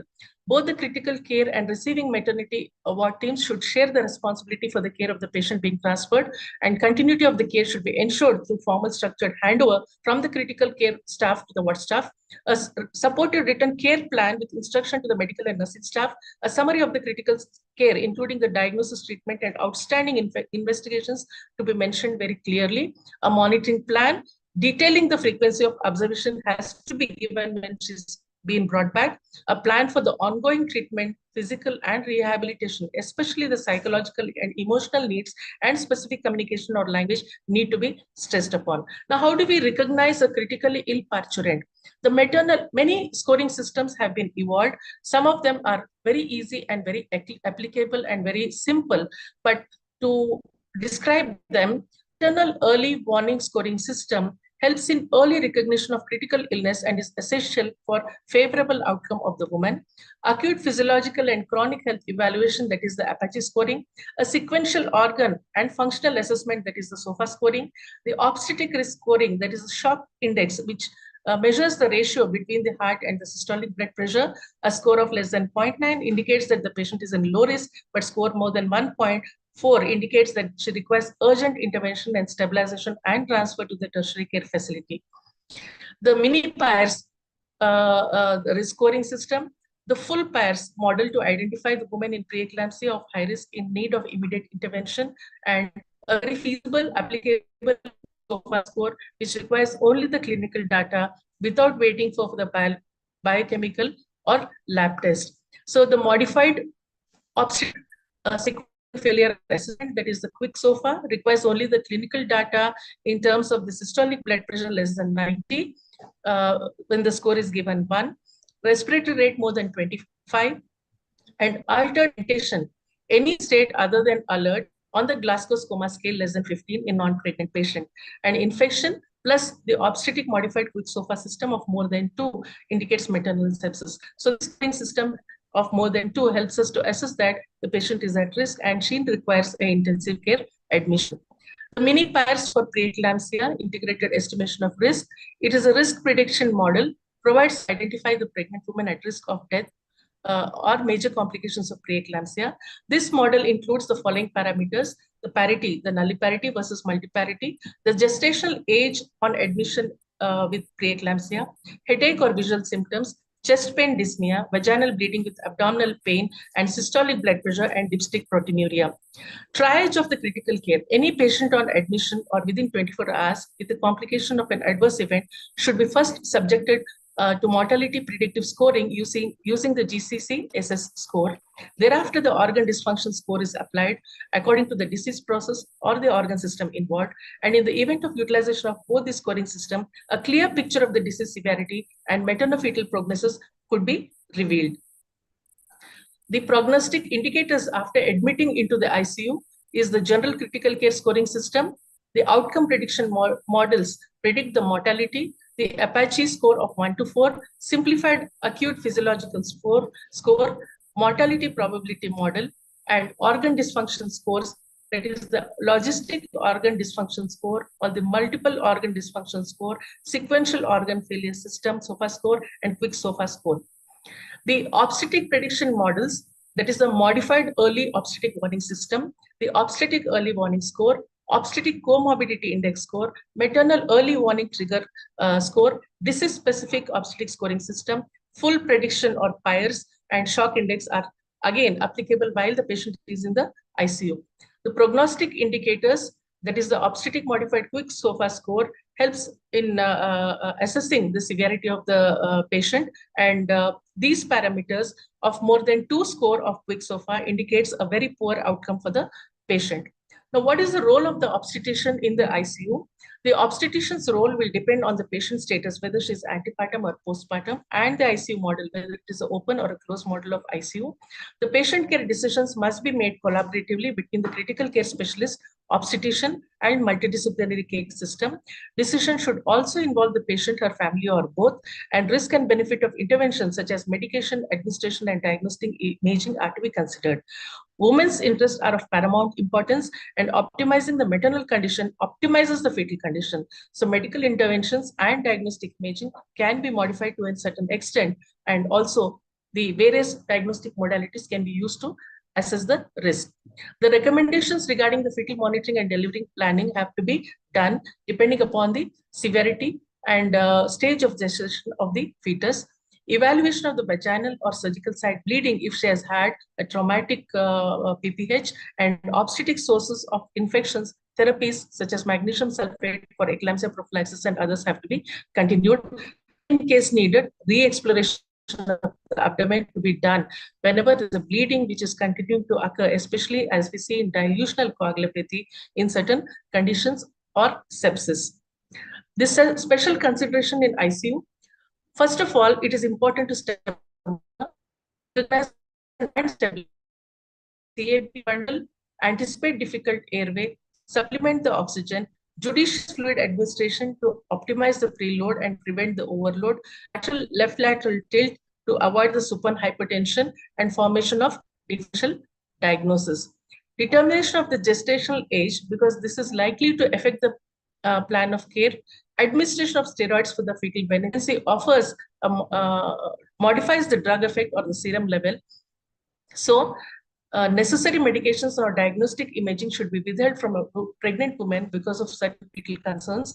Change in the fetal heart rate monitoring should prompt a reassessment of BP, oxygen, ventilation, acid-base balance, or cardiac output, and correction of these factors may result in improvement of the tracing and allow for the fetal and maternal resuscitation without having to resort to delivery. So just irregular or a non-reassuring fetal heart rate doesn't mean that we have to go ahead and deliver the fetus, but by making the changes and resuscitating and reviving and maintaining the vitals well, the fetal outcome may be enhanced. Maternal monitoring in obstetric critical care unit. All critically ill parturients require moderate to stiff organ support, merit invasive monitoring. The CVP monitoring has to be done. Invasive arterial pressure monitoring are mandatory. The CVP values are spuriously high in antepartum patient with gestational age beyond 24 to 26 weeks, and these have to be titrated and should be wisely judged for volume replacement. The hemodynamic monitoring, arterial cannulation were indicated when instantaneous BP monitoring is needed, as in shock or with vasoactive medications or with frequent sampling of the arterial blood gases is needed. The radial artery is the most commonly assessed. The pulmonary artery catheter or the Swanscans catheter was widely used in critical care medicine, but now is largely being replaced by minimal invasive monitoring. The IVC ultrasound in a term gravid uterus may not be accurate, and volume assessment is best done by transthoracic echocardiography. Various investigations have to be subjected to, and investigations in general are the ABG analysis, the ECG, the X-ray, the POCUS, the GRBS, echo, IVC collapsibility index, etc. And pregnancy in general alters the lab values. The other specific investigations to be done to test the fetal viability are the NST or the bedside ultrasound for fetal evaluation, biomarkers like glycosylated fibronectin, urine dipstick method, etc. The ABG helps to revive the patient. It helps to analyze the oxygenation. It helps to assess the pH value, assess for the respiratory disturbance, and also the metabolic disturbances. So the normal value of pH 7.4 to 7.46, and PCO2 26 to 32 mm of Hg. PO2 is 101 to 106 mm of Hg, bicarbonate of 18 to 21 milliequivalents per liter, anion gap of 8 to 16 milliequivalents per liter. Mechanical ventilation has to be done. If the hypoxemia is profound and cannot be corrected by non-invasive means, airway management in pregnancy can be challenging because of the respiratory physiology and anatomy. The ventilator setting typically are managed by the critical care team, and it is important to interpret the ABG during pregnancy with an awareness of the pregnancy physiology that results in a compensated respiratory function. A PCO2 of 40 mm in a pregnant patient is concerning for progressive respiratory failure, although it is normal for a non-pregnant adult. Vasoactive drugs have to be given, which will help in maintaining the blood pressure. The vasopressors stimulate the smooth muscle contraction of the capillaries and the arteries, causes vasoconstriction, and thereby rise the mean arterial pressure and improves the tissue perfusion and oxygenation. Some of the drugs are noradrenaline and vasopressin. The inotropes increase the force of contraction of the myocardial muscle, brings about positive inotropism, thereby increases the mean blood pressure. The drugs commonly used are adrenaline, dopamine, and dobutamine. Pneumatic compressors can be used. The nutrition has to be maintained, and surgical intervention as and when needed as per the diagnosis has been done. The important component of resuscitation of the patient or maintenance of the fluids for the intensive care patient is, and it also forms a very important part in resuscitation. Now, whether to give less or whether to give more, whether it is dry or wet or just right, is a careful balance of assessment of the patient. The fluids improve microvascular blood flow by increasing the plasma volume and improves carbon monoxide by Frank-Starling mechanism. Colloid oncotic pressure is reduced by 14%. The choice of fluids depends upon the setting, whether it is a major hemorrhage or blood products. And when large volume of fluids are to be administered, it is always advisable to warm them before transfusing them rapidly. The choice of fluids, crystalloids, given in adequate quantity, with 2 large bore intercath being inserted, which is mandatory for resuscitation of shock or any patient who goes into the critical care. The maximum infusion volume of crystalloids could be 2 liters, and this have to be warmed, and another 1,500 liters can be given until the arrival of compatible blood is done. So 2 liters, as in 4 bottles of crystalloids, either in the form of ringer lactate or 0.9% normal saline can be given. These are inexpensive. They do not alter the hemostasis and the renal function, but there is a risk that when given excessively, it can lead to dilutional coagulopathy. And 25% of the administered volume of the crystalloids will remain in the intravascular compartment and helps in expansion of the intravascular volume by 25%. Colloids are the others, like hydroxy, ethyl starch, gelatin, human albumin. 5% of albumin produces a plasmatic expansion, which is equivalent to 75% of the infused volume, whereas the crystalloids cause 25% of the expansion. The gelatin have a short life of 2 to 3 hours and causes a volume expansion of 70 to 80%. 6% hydroxyethyl starches have a longer half-life of 6 to 8 hours and greater expansiveness of about 100%, which are used. But the main problem of using the colloids is that it will inhibit the platelet aggregation and interfere with the correct measurement of the fibrinogen level. So we may not get accurate measurement of the coagulation profile of the patient. And hence, we withhold the colloids and go ahead with crystalloids until the components of blood and blood products are available. Now, coming to the management as per specific cause of obstetric shock, the most important being the postpartum hemorrhage. I'm happy that Dr. Bellet sir mentioned this in his talk about the PPH, which still continues to prevail. And as much as we strive and as much as we have the medications to prevent the PPH, and yet it remains to pose as a challenge. The 4 T's of PPH, that is the tone, poor uterine contractions after delivery, the retained products of conception or blood clots, trauma to the genital tract, and coagulation abnormalities continue to rule.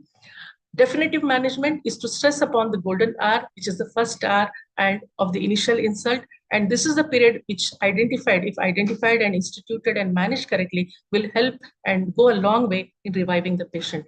The mainstay of the treatment of PPH is early diagnosis of the cause and adequate blood replacement. So hemostasis, the mnemonic, ask for help and hands on the uterus with uterine massage, assess and resuscitate the patient simultaneously, try to establish the etiology and ensure that the availability of blood and egg polyps is there, massage the uterus to continuation, oxytocic infusion, prostaglandins, carbetocin, misoprostol, either given IV, IM, prerectal, etc. Shift to the OT to identify the cause if feasible, balloon tamponade when there is a atonic PPH, uterine packing, and after exclusion of the tissue and trauma, this can be done. Apply compression sutures, that is the B-Lynch or modified B-Lynch. The systemic pelvic devascularization, that is the internal interventional radiology. And finally, shouldn't be an hesitation to do a hysterectomy, a subtotal or total hysterectomy before she goes into dilutional coagulopathy and before the case worsens. We all know of the PPH, have been widely listening to all the talks of all the drugs which are available as the medical management of PPH. The first line drugs, that is the oxytocin, second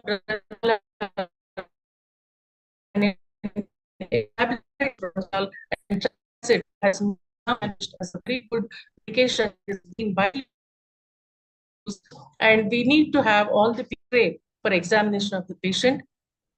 This chart is a very busy chart which shows about the PPH management. Not detail of this. Now, what is the major obstetric hemorrhage guideline? Each patient, each hospital should have a protocol algorithm for having a massive blood transfusion. And this will help in improving the communication between the care providers. It gives instructions to activate the protocols, and the blood bank should be able to respond to the instructions within 10 minutes. So it is mandatory that all the labor room should have a protocol or an algorithm in case there is a need for blood transfusion. Now, major obstetric hemorrhage protocols is that one should have at the call of a phone or within 10 to 15 minutes, 6 to 10, which would be a go time, 4 units of AB plasmapheresis and platelet unit. Plasma and platelets to be transferred early to correct the coagulopathy and thrombocytopenia even before the RBCs are available. Now, which component contains which factor? The contains fibrinogen and all clotting factors available as 240 ml. The platelets, of course, platelet and all clotting factors available as 50 ml packet, and cryoprecipitate, which has the factor 8, 1 Willebrand factor, and fibrinogen to be given at 5 to 20 ml. The recommendations for major obstetric hemorrhage, all the associations, the RCOG, the NICE guidelines, the Stanford University, etc., have a definite protocols for giving the massive obstetric hemorrhage, as is evident in this chart, and I can put it on the chat box after the talk of mine. So what are all given? FFP, fibrinogen, platelets, tranexamic acid, factor 7 alpha. Now, platelets, whenever the count is above 50,000, initiate the platelet procurement whenever there is an active hemorrhage. It becomes necessary to give a platelet after 2 volumes of blood loss and 10 to 12 units of transfused RBCs, because there is a 50% fall in the platelet count. The platelet concentration should be transfused as 1 pack per kg of body weight. Tranexamic acid arrests the bleeding by inhibiting the fibrinolytic system, which is activated during the placental separation. The administration of tranexamic acid has a high grade of recommendation and is advised by a number of societies. And the women trial is a prospective double-blind multicenter study that has been designed to investigate the use of tranexamic acid in early MOH. Cryoprecipitates and fibrinogen concentrates are not easily available in many hospitals, but they have to be used to maintain the fibrinogen level above 1 to 1.5 gram per liter, and especially in those cases where administration of FFP proves insufficient. A cryoprecipitate pool can increase the plasma fibrinogen by 0.5 gram per liter, though this is dependent upon the consumption of the fibrinogen. The cryoprecipitate contains fibrinogen and high concentration of factor 8, 1 Willebrand factor. Most common blood products which are used to replace fibrinogen contains approximately 200 to 250 milligram of fibrinogen per unit. The fibrinogen concentrates have been used to correct the hypofibrinogenemia. The existing literature is mainly based on clinical cases, case series, and uncontrolled study. A meta-analysis published in 2012 with the inclusion of 6 randomized clinical trials concluded that administration of cryoprecipitates reduces the blood volume, thereby the need for transfusion, but not of mortality. The prothrombin complex concentrate contains the coagulation factor 2, 7, 9, and 10, and in some cases it is used in MOH. A study is currently being carried out to the use of prothrombin complex concentrate and fibrinogen level during MOH. Prothrombin complex concentrate can be associated to thrombotic phenomenon in non-pregnant patients, and administration is always to be done in consultation with the hematologist so that we don't disturb the coagulation factors. The recombinant factor 7 used for the treatment of life-threatening MOH and for avoiding the need for hysterectomy. RCOG recommends the use of recombinant factor 7 in MOH, provided the plasma fibrinogen is more than 1 gram per liter and the platelet count is more than 20,000. Caution, The Cochrane review has shown that there is an increased incidence of arterial and venous thrombotic phenomenon by the use of recombinant factor 7. The US have a standardized guidelines for the massive obstetric hemorrhage protocol. It is activated whenever the estimated blood loss as in obstetric shock is more than 2 liters. Even if there is a small loss, and if the patient is found to be hemodynamically unstable, also activate the MHS if she goes into altered consciousness. The blood bank should be immediately able to prepare a portable refrigerated box with 10 units of RBCs, 10 fresh frozen plasma units, and 2 pools of platelet. Now, what is the massive transfusion protocol? It is established to provide the rapid blood replacement in a setting of severe hemorrhage. The early optimal blood transfusion is essential to survive the oxygen perfusion, the organ perfusion, and oxygenation. Massive transfusion by definition is when 10 units of RBCs are transfused in 24 hours, the total blood volume is replaced within 24 hours, and 3 units have been transfused over 1 hour, or 50% of the total blood volume is replaced within 3 hours. The challenges are, we need to know the components which are to be administered and selection of the appropriate amount of the components and within the proper time. Blood products which can be given are RBCs, plasmas, platelet, and cryoprecipitate. So whenever there is an emergency, if the blood has to be issued, then immediately group O Rh negative blood can be procured, that is the packed RBCs. If we have some time in minutes, then the ABO and RH grouping typing can be done, and a group specific blood can be obtained. And immediate spin-off cross-matching within 15 to 20 minutes will help us to get the accurate or the exact blood group and type. And if we have an R time, then complete cross-matching can be done.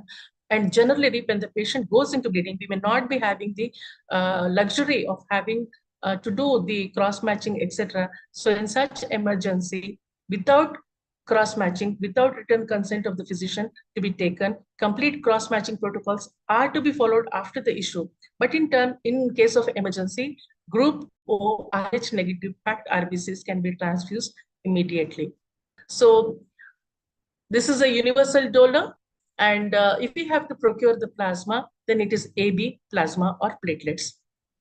The damage control approach, it aims to limit the blood loss and prevent the coagulopathy by combining the hypotensive resuscitation, early airway control, early and balanced use of blood products, and other hemostatic agents. There is an improved survival in the ratio of transfused fresh frozen plasma units to platelets to RBCs approaches 1:1:1, and this has been published in various scientific literature that the ratio of 1:1:1 is adequate to replace the amount of blood which is given. So massive blood transfusion, 1 RBC to 1 platelet to 1 FFP. It is important to remember that uncrossed matched group RO Rh negative RBCs or whole blood, residual plasma with both antibodies, that is anti-A and anti-B, can accumulate when large quantities are transfused. So repeat the blood group and do antibody titer before resuming the transfusion of RBCs to the patient's own blood group. Massive transfusion protocol is when immediately we have to transfer 6 units of RBCs, 4 units of FFP to deliver the first package within the first 35 minutes of initial order.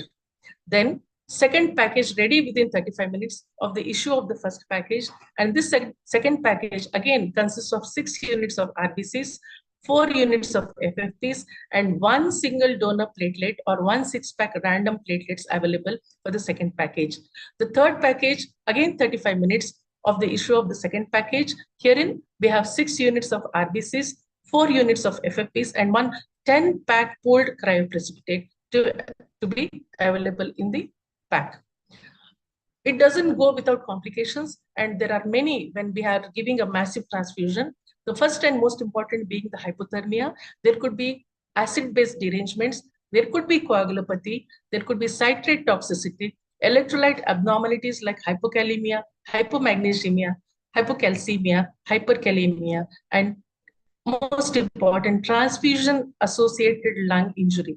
I had to admit one patient with TRALI, that is transfusion-associated lung injury, after we revived her after the blood loss.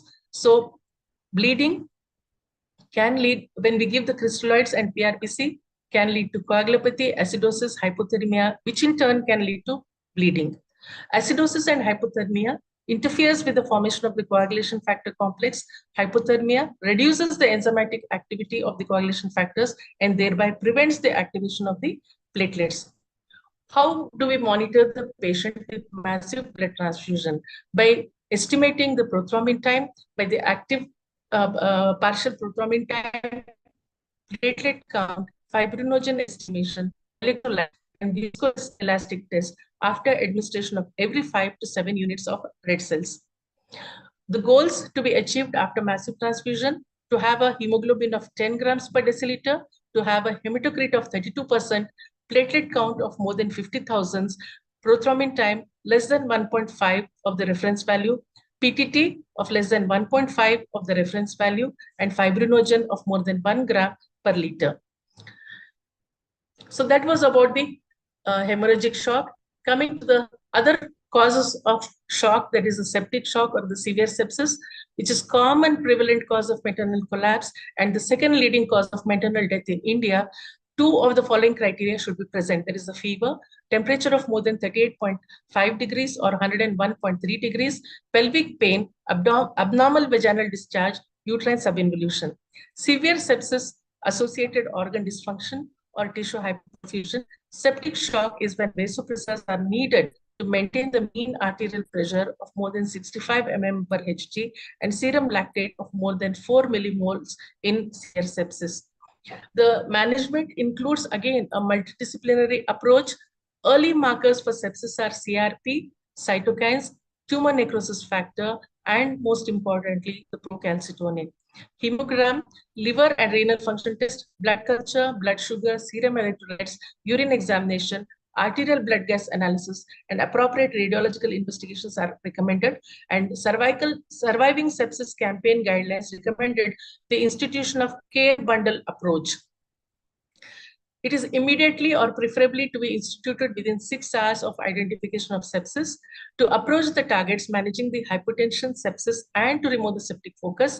Broad spectrum antibiotics are initiated within 1 hour of diagnosis, that is the golden hour, after obtaining the appropriate culture. Piperacillin, tazobactam, 4.5 grams, piperacillin 4 grams and tazobac 0.5 grams IV 6th hourly in combination with clindamycin 900 milligram IV 8th hourly are the preferred drugs. Methicillin-resistant staphylococcal infection, if suspected, vancomycin 500 milligram IV 6th hourly or linezolid 600 milligram IV 12 hourly are added. The dose is adjusted depending upon the liver and kidney function assessment, and antibiotic regimen is narrowed down once the culture reports are available, and this have to be continued usually for 10 days. Thromboprophylaxis can be started to reduce the risk of thrombosis, and to correct the hypotension, we start crystalloids at the rate of 30 ml per kg intravenously over 3 hours. And if it persists, like adrenaline, noradrenaline, or inotropes like dobutamine in unresponsive hypotension to be given. Also, low dose steroids to be administered. So this is again showing how to manage the sepsis. I shall post this in the chat box after the talk. Coming to eclampsia, the first onset of generalized tonic-clonic convulsion or coma, history taking and clinical examination.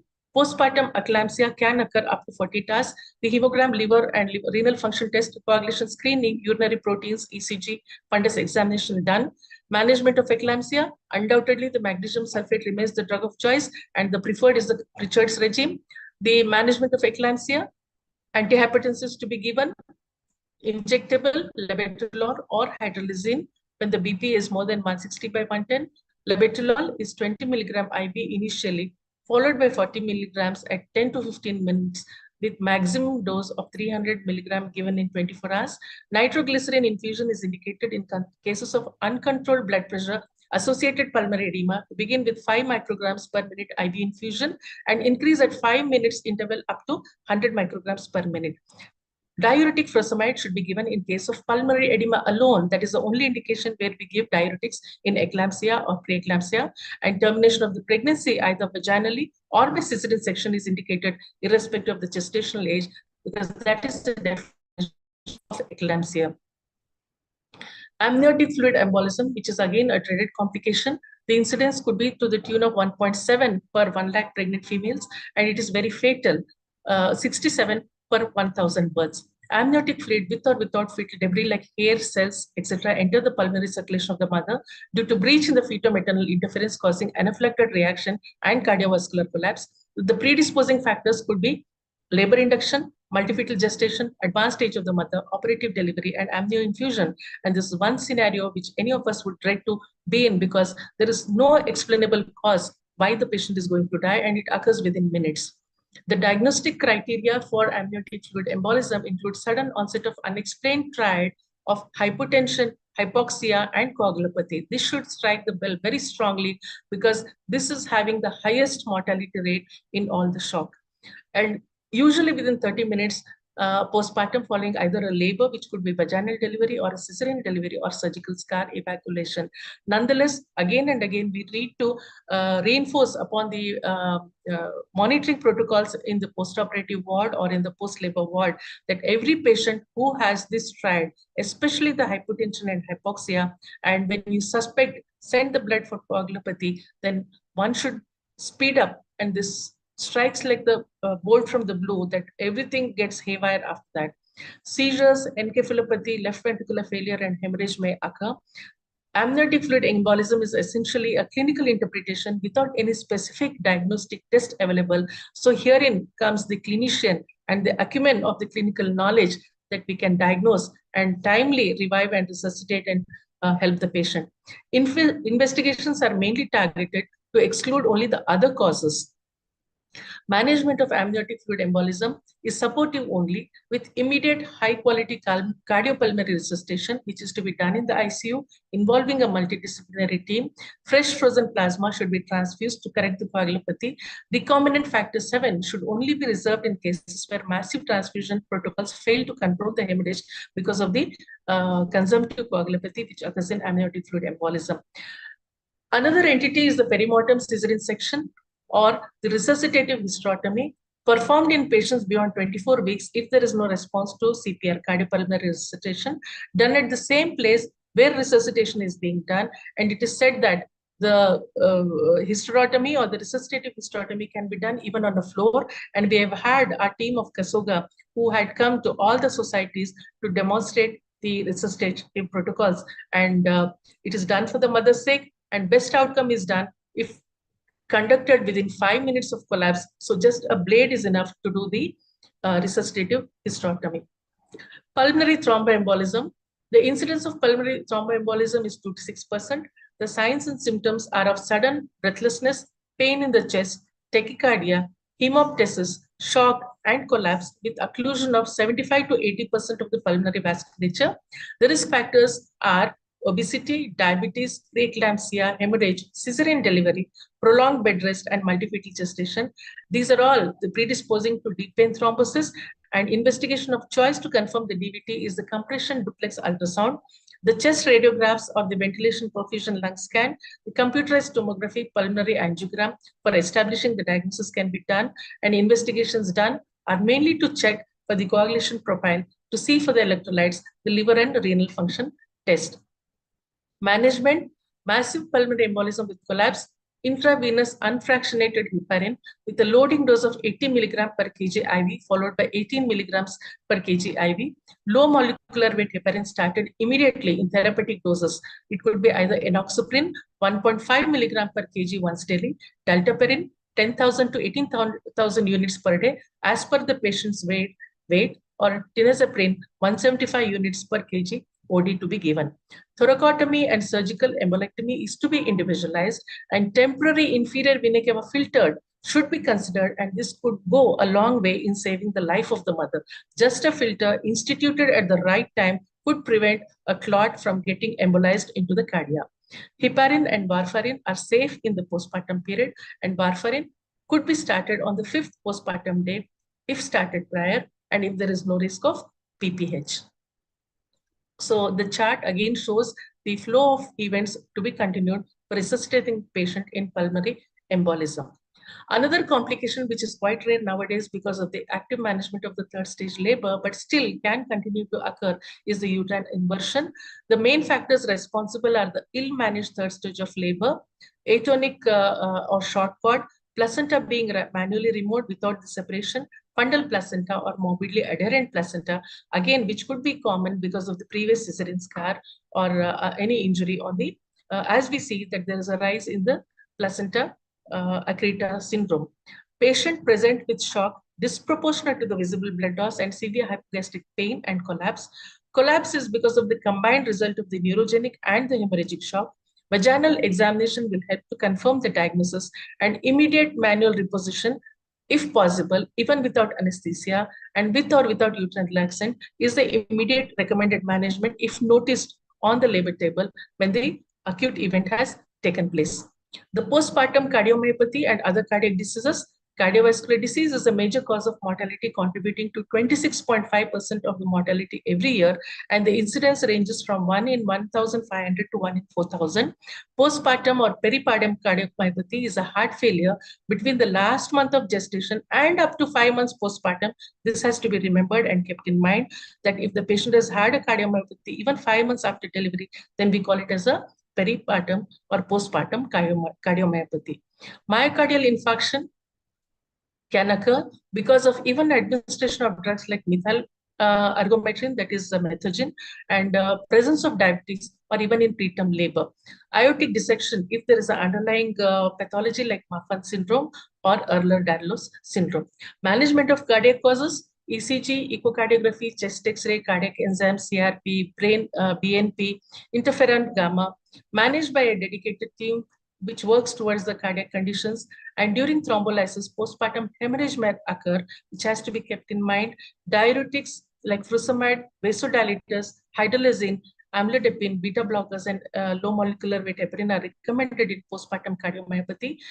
Myocardial infarction is managed with aspirin, oxygen, morphine, reperfusion therapy, plasminogen activator, 100 milligram within 90 minutes of the acute incident, and early coronary stenting and emergency bypass grafting.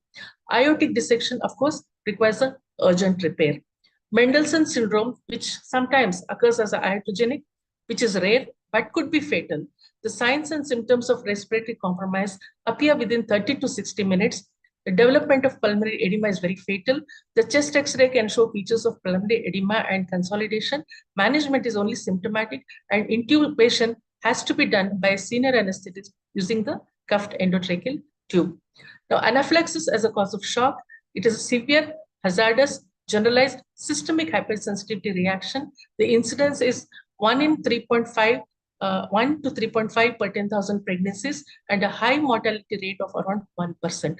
The criteria for diagnosis: abrupt onset and speedy symptom progression, life incompatible airway compromise, circulatory issues like chest pain, tachycardia, bradycardia, hypotension, and cutaneous eruptions can occur, urticarial rash, and angioedema. The triggering agents like antibodies, blood, most commonly the blood and blood product transfusion, food allergies, anesthetic agents, sometimes misoprostol or even prostadine that we have seen, even oxytocin to be kept in mind, and even anti-D, surprisingly. So diagnostic criteria is to look for the levels of tryptase enzymes in the mast cells, which clinches the diagnosis of anaphylaxis.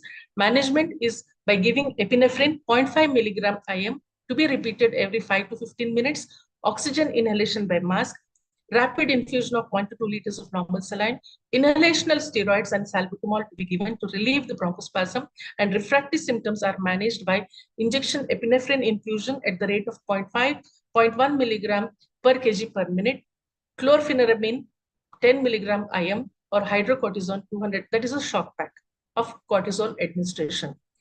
Another important drug which we come across is drug toxicity. The standard protocol should be followed for management of the specific drug toxicity, and the common drug toxicity which we come across is the magnesium sulfate, which has a low, narrow therapeutic index of 4 to 7 milliequivalents per liter. So 10 ml of 10% calcium gluconate to be kept handy intravenously, which has to be given slowly over 10 minutes. So whenever the standard instructions are that whenever magnesium sulfate is being administered, keep 10 ml of calcium gluconate ready in hand before you give the magnesium sulfate. The other drug toxicity could be because of local anesthetic toxicity, and injection should be stopped immediately, and intralipid 20% infusion to be given whenever there is a maternal collapse because of the anesthetic toxicity. Arrhythmias occurring as a result should be managed as per the standard protocols. Now, after resuscitating, reviving, debriefing and documentation is the most important component. Family should be debriefed, updated regularly about the maternal condition with clear explanation of the prognosis. The written informed consent for the same should be obtained, and all resuscitative measures should be documented. Unfortunately, we come out jubilant that we have saved the patient of PPH, or we have saved the patient by doing the hysterectomy and the patient has recovered and revived well. But sometimes it is such a shock that the family can come and then they question you as to why do you do the hysterectomy, because the future obstetric career of my family is gone. These are such rare emotional incidents which can occur, that you have saved the mother, but the family has lost the future generations because they end up only with the one child. So these are very, very tricky situations, but one needs to be geared up to face such situations. Madam, can I just interfere? With the paucity of time, could we make it a little faster? Last 2-3 slides. Prevention of postpartum collapse requires prompt action. High-risk cases must be under strict observation. Inclusion of the maternal volume score system mandatory. Regular audit of maternal near-miss cases. And depending upon the evidence generated from the audience, corrective measures to be taken. So quality initiative programs have to be practiced in the labor rooms and maternity wards, which will make a significant difference. And I'm happy that programs like Manyata help to gear up the care providers like nursing staff, etc., so that everyone is aware of what complications can occur. Commitment, collaboration, participation of various departments is a must for safe motherhood, and care of the fetus has to be continued. Role of resuscitative hysterectomy, I have already spoken. Documentation and record keeping, most important. The sequence of events, the sequence of time and administration of drugs, fluids, blood products, etc., time of surgical intervention and condition of mother, ethical dilemmas in optical critical care continue to occur. So training and drills are very important in proper and adequate management of the patient. So one needs to remember that critical illness may complicate any pregnancy. Consider the physiological changes during pregnancy for resuscitation. Early warning scores can predict the clinical deterioration, and one has to be very alert. The ABG or the blood gas analysis is a very good tool to categorize the sick parturient, and obstetrician must be familiar with issues pertaining to the care of the pregnant women with multiple organ failure. So you are braver than you believe, smarter than you seem, and stronger than you think. And this goes for a brave obstetrician who faces it all to shift the patient from the labor ward to the ICU and get her back. Thank you so much for your patient hearing, and thanks for the opportunity given.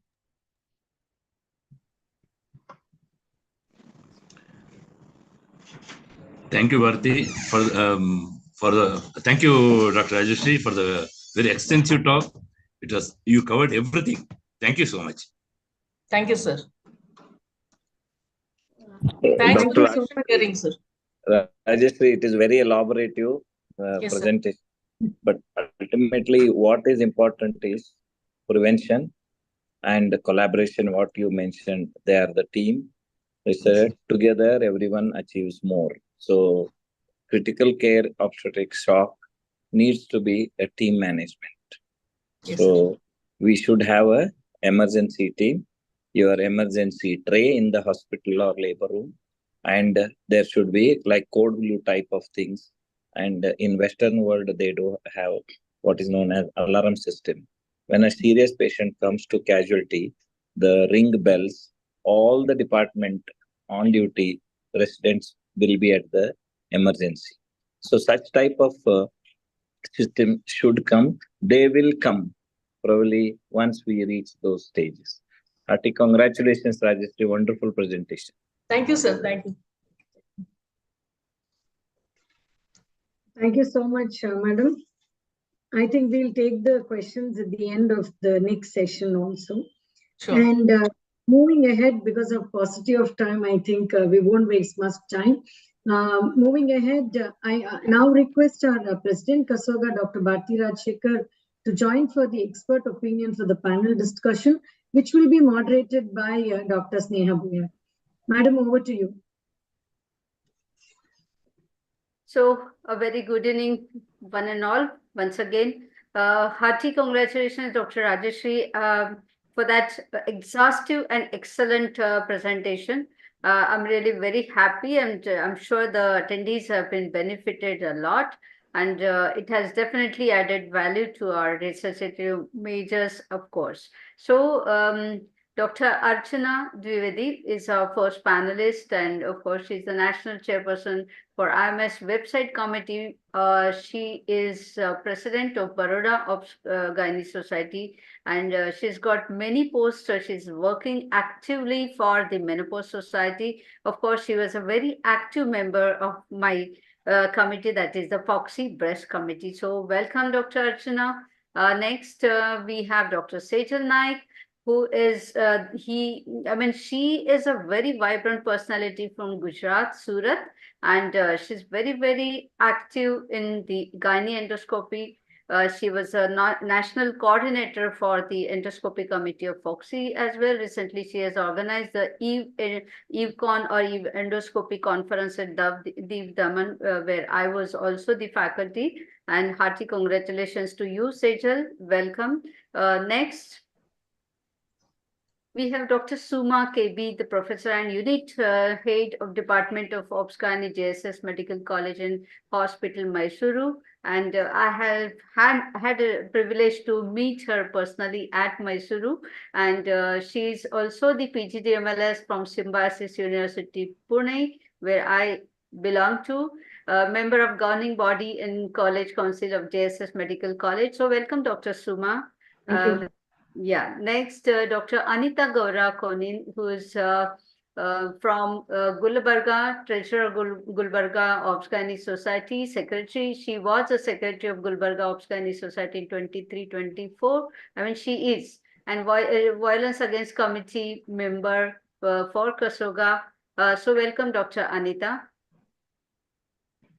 We have Dr. Rameshwari Malshetty, who is the Assistant Professor of Bidar Institute of Medical Sciences and Secretary of Bidar Obs-Gynae Society. So welcome, Dr. Rameshwari. And we have Dr. Hemalata Tandu, who is a senior obstetrician gynecologist with the experience of 25 years. We are very happy to have you, Dr. Hemalata. Welcome. I think we have 5 panelists, and that's how, without much ado, we will start with the panel discussion.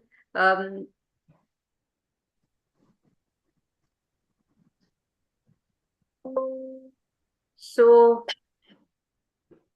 I'm sure all the messages are meaningful. Even at the inauguration, somebody has said, that we always think that we have this patient for normal vaginal delivery, and in no matter of time, you find her in the ICU.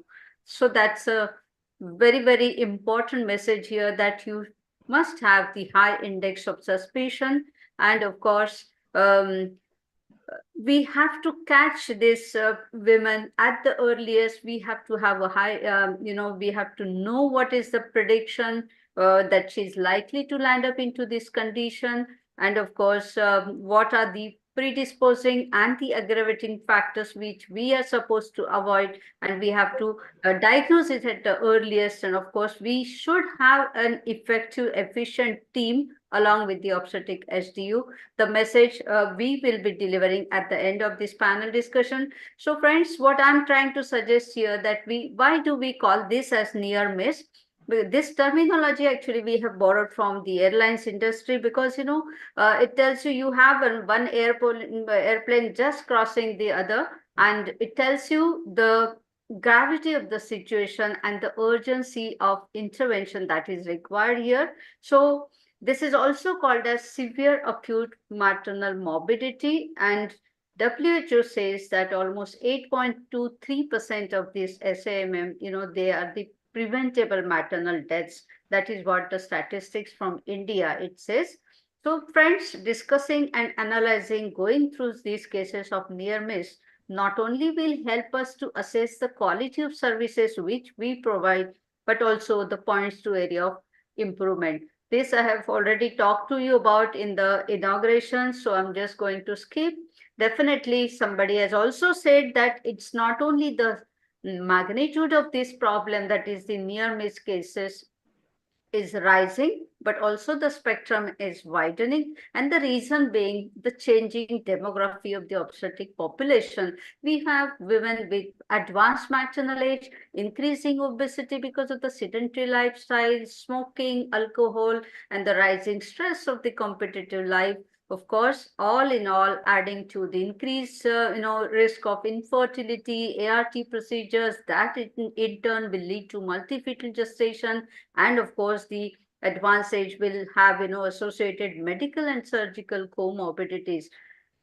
Rising incidence of cesarean section because, every pregnancy is precious. And then, of course, you have the placental complications, the PAS.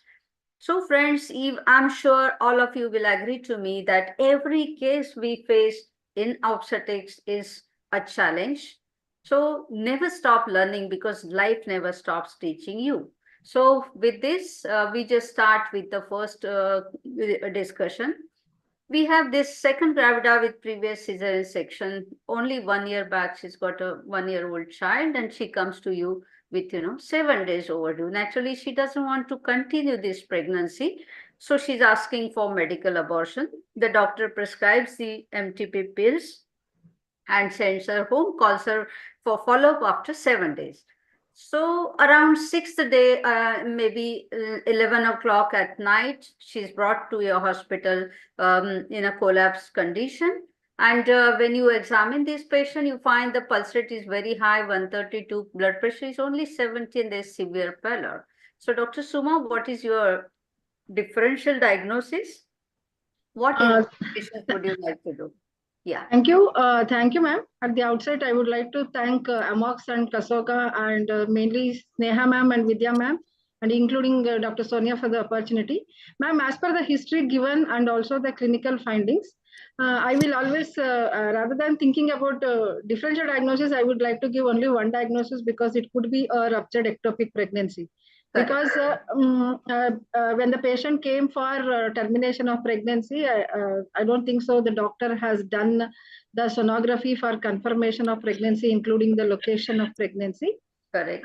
So just like that, the medication was given. So it has to be, I think it is because patient is in hemorrhagic shock in early pregnancy. We have to keep in mind always the ruptured ectopic pregnancy. So I would like to go with ruptured ectopic pregnancy as my diagnosis.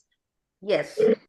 Also, you can see the history. She gives history of only spotting and, repeated fainting attacks.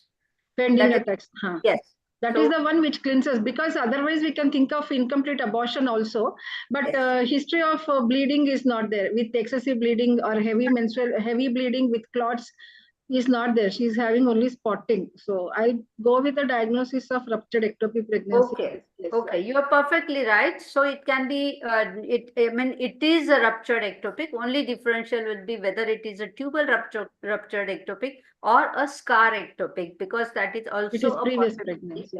It is a previous seizure. Okay. So what investigations here when the patient is collapsed, you just do the bedside investigation, hemoglobin 7 gram%. And then, at the midnight, you look for the ultrasonography. If it is in a smaller place, the individual nursing homes, if you don't have the ultrasound facilities, then it's a difficult one. Okay, so definitely you go for ultrasonography at this point. How do you manage this patient now? Because patient is in hemorrhagic shock, so I have to manage the shock also, and I have to manage the reason for the shock also. So initially I would start with the fluid resuscitation, and I will start with either 14 or 16 gauge needle, because they'll be running about 1 liter. I can run 1 liter of fluid in about 10 to 15 minutes. Most of the time, always the crystalloids are preferred over the colloids, because crystallites, I can manage and they will minimize the acidosis, and the hyperchloremia is very less with crystallites. Among the crystallites, out of 0.9 sodium chloride or Ringer's lactate, I will start with the Ringer lactate. As soon as I start IV line, I will draw the blood for routine basic investigation. Mainly, I have to know about the blood group and RS typing and other renal functions and coagulation. Even though I know the diagnosis, to be on the safer side, I would like to do all this investigation. And meantime, I will be sending blood for serology also. And I try to run the fluid. And of course, if I don't have the facility for ultrasonography, I won't be wrong if I go for negative laparotomy also. So rather than waiting for ultrasonography or grumbling that I don't have the machine, I can't do the investigation. I can only one thing you can do in between the ultrasonography and a negative laparotomy, that is tapping. Cultosynthesis, I can try. Cultosynthesis or paracentesis, whatever. Right? So when we have an ultrasound machine, and if the patient has come to a well-equipped hospital like multi-speciality hospital like ours, we can go for laparoscopy. Or when we say that there is no ultrasound machine only in case of emergency, better to go for laparotomy. And in this case, because it is already a ruptured ectopic pregnancy, definitely I'll be going in with salpingectomy rather than going in for conservative surgery. Sometimes there will be tubal abortion with mimicking rupture only. So in that way, I can conserve also, but better to go for salpingectomy in this patient. And by that time, I would have got the blood. So depending, because as such here, hemoglobin report is given as 7. Yes, because here the explanation why laparotomy. Hello? Yeah. So what about the laparotomy and laparoscopy? Hello. That's what, ma'am. That's what I said. Hello. I will be going for laparoscopy only, because in the question it was given as availability of ultrasound machine question mark in the midlight. Yes. So when the machine is not there, so most of the time I have to think the laparoscopy set also might not be there. If everything is there, I will go for laparoscopy. Otherwise, I have to go for laparoscopy. Yes. Because if you have the, expert gynae endoscopic surgeons nowadays, laparoscopic surgeons, so even if it is a massive hemoperitoneum, you can definitely manage, With very good anesthesiologist also, we can, because most of the anesthesiologist patient is in shock, they might refuse laparoscopy. But nowadays, previously those things were there, but now those things are not there. So we can go for laparoscopy. Yeah, because if they help in, taking the patient for the surgery at the earliest, in fact, once the bleeding point stops, then it will be, there is no further deterioration in the patient. Right. Yeah. So, yeah. I think, Dr. Bharti, we would like to have your comments here. Yeah, one thing is I said is always suspect. I mean, we have to see. Hello. MTP. Madam Dr. Bharti, your volume is very low. We can't hear you. Can you hear me now? No, ma'am. I'll put off my video maybe. Yes, ma'am. You're audible now. Now I'm audible. I'll switch off the video. Yeah. So one thing is, do not prescribe MTP pills without doing an ultrasonogram, though it is not there in the guidelines. I think we should ideally always do an ultrasound. And the second thing is, always write and document and give this patient a slip saying that in case you're tired, excessive bleeding, please report immediately. And a note to the whichever hospital she goes that this please attend to her immediately. And the third thing is, do not think that it's only if you're a laparoscopic surgeon that you try to do laparoscopy.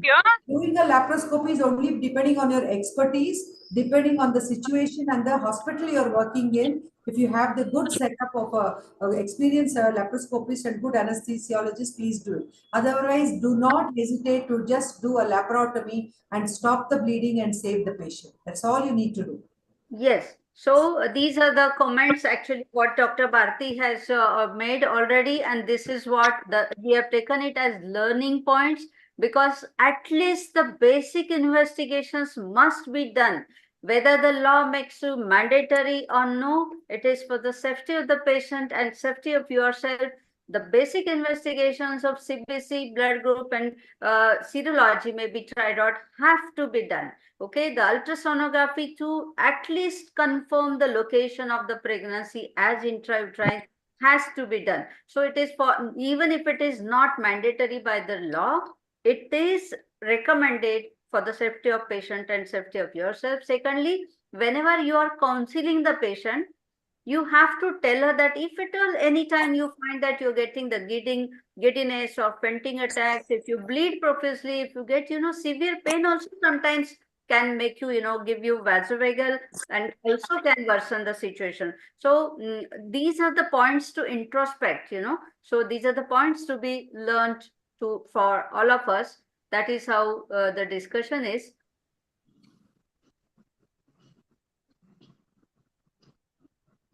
Here, now this is a case for Dr. Anita. Here we have, do we have Dr. Anita here? Yes, ma'am. Yes, ma'am. Good evening, ma'am. Good evening. So we have this 36-year-old lady who's got 7 years infertility. She has conceived with IUI. Her husband stays in Dubai and she stays in a village.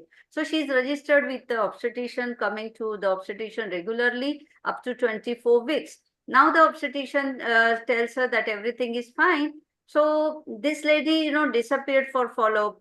Then she, on one day, she reports to the primary healthcare center with severe pain in abdomen and pedal edema. So the blood pressure is 176/116. She's got pedal edema. Whatever little investigations could be done there, they were apparently normal. So thinking that it's a very high blood pressure, the medical officer just gave her tablet nifedip in the retard, that is Nicardia retard. And she was, told that it's a problematic condition. You may have to go for to the higher centers, and you may land up into the, early intervention. So this lady did not get admitted and, got admitted to the higher center after 2 days. So here they had the medical officer, anesthetist, everybody. So they just added tablet labetalol to this and, started with magnesium sulfate, and they just took her for cesarean section. 1.8 kg live female was delivered, and in spite of tablet labetalol, tablet Nicardia retard, and magnesium sulfate continued for 24 hours. I mean, it was going on as a pre-Charge-Maxwell regime. After almost, I think 30, this is not 30 hours, but this is only 10 hours after the cesarean section, the patients, started feeling suddenly breathless, restless, and she started having, severe cough. So she had tachycardia, BP was 220/118, oxygen saturation was 70%, and chest, full of wheeze, no clear breath sounds. So Dr. Anita, what is your differential diagnosis here? Ma'am, with the underlying history and the course of treatment she has undergone, there is preeclampsia, and here the patient is having pulmonary edema secondary to severe uncontrolled hypertension. Correct. So if going for the management, again, ABC protocol should be followed. To begin with airway, I would like to start her on initially on oxygen and give her IV intravenous labetalol to be considered. Because tablet labetalol is not helping her, and with blood pressure of 220/118 millimeters of mercury, it is very severe hypertension. Along, and if we are and if it is, but the patient is already in pulmonary edema, so whether you would like to give her Lasix first? Yes, ma'am. Lasix and hydrocortisone should also be started. And because I'm planning for intubation also, because the saturation can dip again. So better even control the hypertension to some extent before intubation. Yeah. So this patient was given propped up position, hyperbaric oxygen was started, IV Lasix 40 milligram, 80 milligram was given, labetalol injectable was given. I will ask you how much to be given later on, because we are managing this emergency. So in spite of, this everything being done, the patient was taken on ombo respiration. She was being shifted to ICU. Immediately she landed up into cardiac arrest. Now, how will you manage this?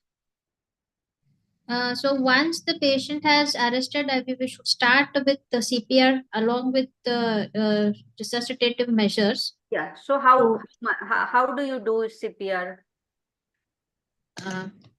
Ma'am, starting with the chest compressions. How much? How frequently? How many chest compression? Chest compressions should I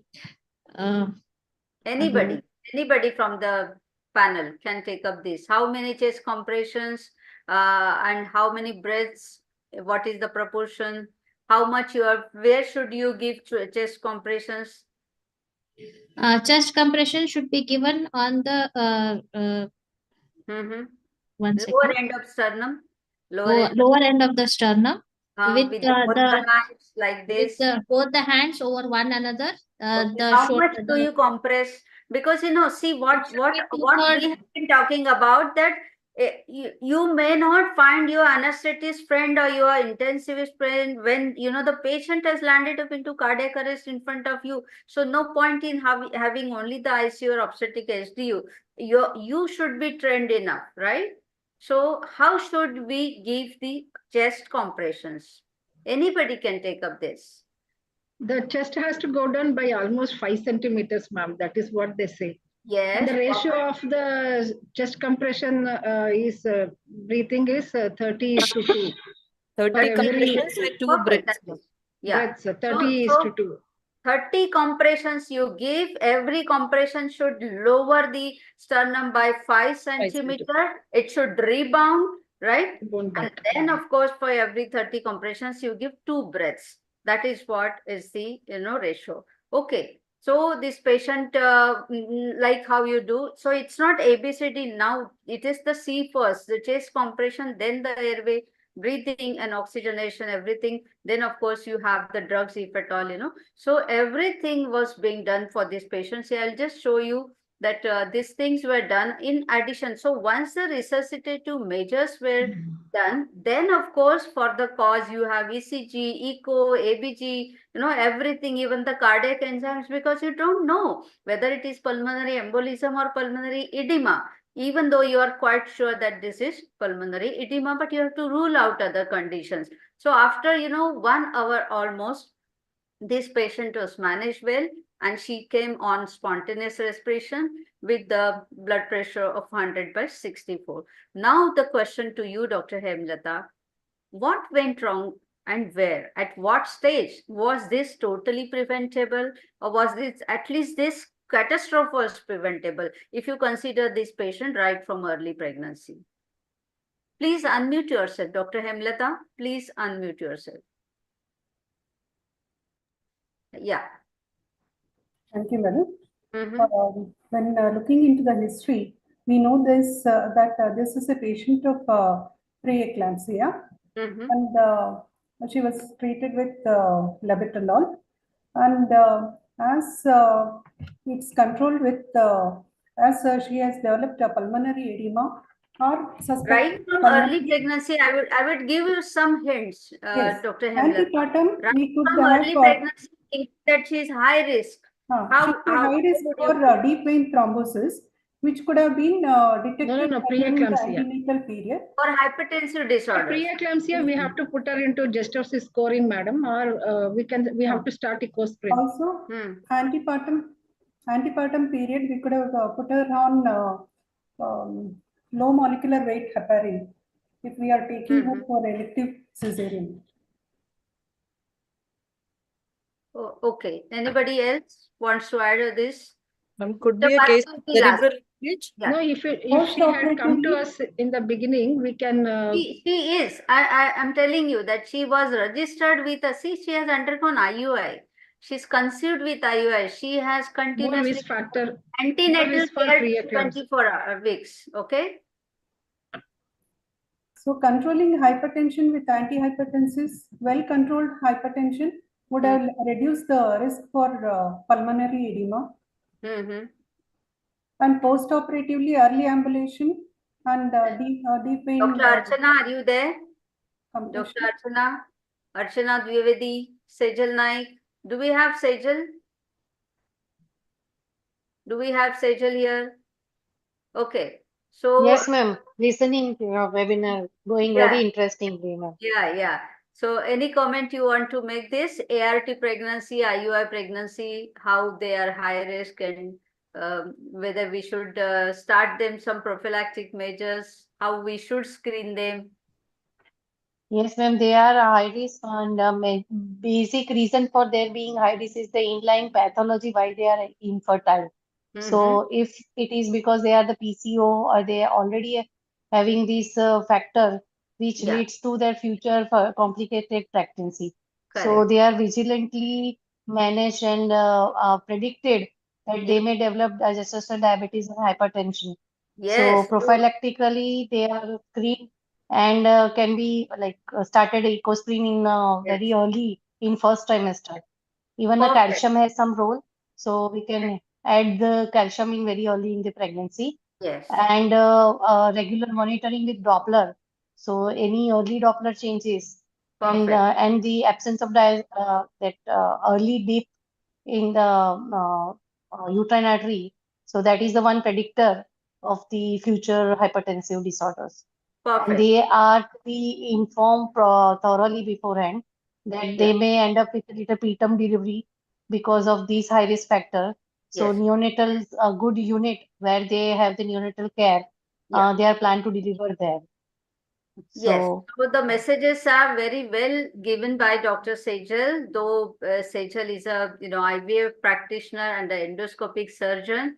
The prediction has got a very important role here. 36 year, the advanced maternal age, more than 35. She's an elderly gravida. Secondly, she's infertile woman. She's conceived with IUI. So many risk factors if you consider the maternal characteristics and the history of infertility treatment, So prediction for HDP justosis. So if the HDP justosis score is high, that is more than 3, you have to start with low dose aspirin and, high dose calcium and vitamin D3. That is what is recommended to avoid the complications. We cannot totally prevent the hypertensive disorder, but we can definitely, prevent the severity. We can reduce the severity and definitely prevent the complications. So that is one. Secondly, as she has very rightly said, that you can use, biophysical and biochemical tests for this woman because it's a very precious high risk pregnancy. So the biophysical markers and uterine artery pulsatility index, the biochemical tests like PLGF and SFLT, these are the biochemical markers that should have been done. So they were missed. And also, when this obstetrician should not say everything is normal because the anomaly scan is normal. You have to keep this patient under regular surveillance because even though during first or second trimester she's not developing the hypertension or any other complications, second and third trimester also she has to be under surveillance and regular monitoring. That is the message given. Thirdly, when she comes to anybody else wants to talk about this severe hypertension, when she was started with tablet Nicardia retard or nifedipine retard. We have our panelists here. Yes. Severe hypertension better initially to manage with injection labetalol, madam. Once it is controlled, we can go with tablet. Yes. And of course, Nicardia, when in the primary health center before shifting, they can Nicardia retard can be given, but better to give injection labetalol. Nicardia retard is, the name itself. It takes time. It takes some time. It's a very slow acting. In fact, if at all you want to say nifedipine, it is a capsule nifedipine. Okay. So but of course, it is not available now, ma'am. It should be available. Only you should not give it to give you. I mean, you should not use it sublingually. Okay. It's available everywhere in all the medical shops. It is available. Okay, so this is actually a severe hypertension where you have to use only IV labetalol or capsule nifedipine. Okay, so here it was used nifedipine retard, which is a slow-acting drug. Then, of course, when she is operated, any other precautions while taking the patient for cesarean section? Fluid overload need to be considered. Perfect. So because all of you 75 manage byproducts. We have to keep reserve blood products. Yeah. All of you know that, when you take any patient for spinal anesthesia, you give preload. So for this patient, you have to restrict your preload. You have to tell your anesthetist also that this is a situation. And also when after you deliver the baby, absolutely no to methergine, that everybody knows. Use carbetocin, use concentrated solution of the oxytocin. Okay. But once you remove the baby, definitely you can give Lasix here. All of us say that, because the baby is inside, you should not give Lasix or any diuretics for that matter, because she already have restricted intravascular fluid volume, right? So once the baby is delivered, you can definitely give the Lasix, because you want to avoid all these situations of pulmonary edema. All of us agree to this? Yes, yes, ma'am. Yes. Yes. So definitely this was a preventable situation, and because it was mismanaged at every stage, the patient has landed up into this catastrophe, what we call it as near miss. Okay. So do we have Dr. Rameshwari here? Yes, ma'am. Good evening, ma'am. Yeah, good evening. We would like to see you, Dr. Rameshwari. All of I would like to see all the panelists. So My video is on, ma'am. yeah. So a very good evening to you, Dr. Rameshwari. We have Good this, evening.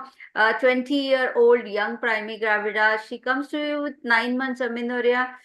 She was in labor at a nearby nursing home. And then she was there for at around almost 8 hours or so. That is from 3 p.m. to 11 p.m. And then she was having very severe labor pains. And because of, they thought it is non-progressive labor, they posted her for cesarean section. So when the sister catheterized her, there's no urine. Retrospectively, when they asked for the history, throughout the day, that 8 hours also, she did not pass urine even a single time. So when the patient was referred to the tertiary care hospital, the BP was 110/70. There was tachycardia. Uterine contractions were so severe in intensity that there was no relaxation in between. The fetal heart is only 100 to 120. I'm again sorry for this printing mistake. The cervix was only 3 centimeter dilated, membranes absent, station 0, and there was little blackish, altered blood discharge from per vaginum. So what is your diagnosis for this patient, and how would you go ahead with the management? Ma'am, for this case, my diagnosis will be abruptio placenta, ma'am. Mm-hmm. That is the thing. As she was having pain, which were strong pains, ma'am. First, the history-wise, it shows this. These are the strong labor pains, which she started at 3 p.m. itself. Yeah. And then she was referred with good contractions, and also the FHS. Good contractions. They were not good contractions. I mean, they were like very severe contractions. Yeah, severe contractions, ma'am. And with fetal bradycardia was there. Yeah. And on the examination also, PV status, you said some dark colored blood was there. And as the investigation profile is, yeah, ma'am, 3 and centimeters. then now this diagnosis was confirmed on ultrasonography, and by the time her lab investigation reports came, the HB was 8 gram%, platelets were 1 lakh, and PT-INR was 2, APTT was prolonged, FTP, fibrinogen degradation product were present, and fibrinogen was only 150 mg%. Now what is your diagnosis? Yeah, ma'am. She was into anuria, ma'am. Anuria with coagulation failure. Obviously, as the coagulation factors were all deranged, like INR was 1.2, and also we agree to it that it was coagulation failure. Yes, so ma'am. Now on one hand you have fetal distress, on one hand you have the maternal DIC. Okay. Yes, would ma'am. you like to do the cesarean section fast? Would you like to arrange for the blood and blood products? How would you manage this? And both way, we have to be quick in this situation. We have first that we have to explain to the attenders regarding the condition of the mother and baby. And meanwhile, we have to resuscitate the mother by arranging all the blood products. And meanwhile, giving the required fluid, what it is to be given to her. That is the preload in a minimum amount, ma'am. And arrange the blood immediately, whatever like PCV is there, FFP is there, and the platelets are there. We have to arrange it, and we have to prepare for section as she just 3 centimeter. With the platelets, we will not agree with you, Dr. Rameshwari, because platelets are 1 lakh at present, and we don't give platelet infusions unless it is 50,000. Yes, right? yes. Yeah, Yes, yeah. ma'am. Yes, It is ma'am. just adding fuel to the fire. Yes. Okay. So Yes. whenever necessary, then only we should give. So blood and blood products. Yes, ma'am. Now on priority, because you have less of fibrinogen, what would you, whether it is fresh frozen plasma or cryoprecipitate? Ma'am, it depends on availability. If I'm operating in the remote area, if it is present, yes, go for cryoprecipitate. If not, then yes, FFP we have to go ahead, ma'am, and do with that. And for this case, ma'am, vaginal delivery, though, I think it is not because she is already into prolonged renal labor. failure. Yeah, ma'am, we have to get immediately for the OT, ma'am, with all the, I mean, we have to get ready, including a good anesthetist, good, all precautions to be taken. Yeah. And we have to operate her, ma'am, with all blood transfusion, blood and blood products. Okay. So now during operation, what precautions you should take? There should be no overload of fluid, ma'am. Important is that. Here the patient, do you think that she is in overload? No, ma'am, not, but due to transfusion. She's got anuria. Yes, yes. So how will you balance that? Ma'am, fluid management and blood products, both things, ma'am. Like we have to give in 1:1 ratio of all the blood products, ma'am, what we are giving, like PCV and FFPs, ma'am, 1:1 ratio, and the fluid management has to be done. Crystalloids, which we are giving with a wide bore needle, ma'am, one thing. And we have to start operating, ma'am. If any bleeding is there, then we have to manage surgically, ma'am. Right.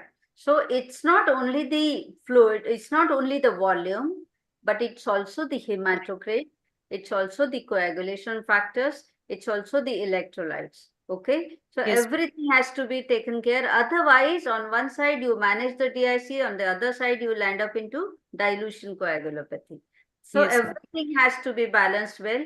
And maybe for such cases, if you don't have the blood and blood product, maybe if you don't have the the precise blood product, you may have to even go for the whole blood initially, because right now she is into hypovolemic shock.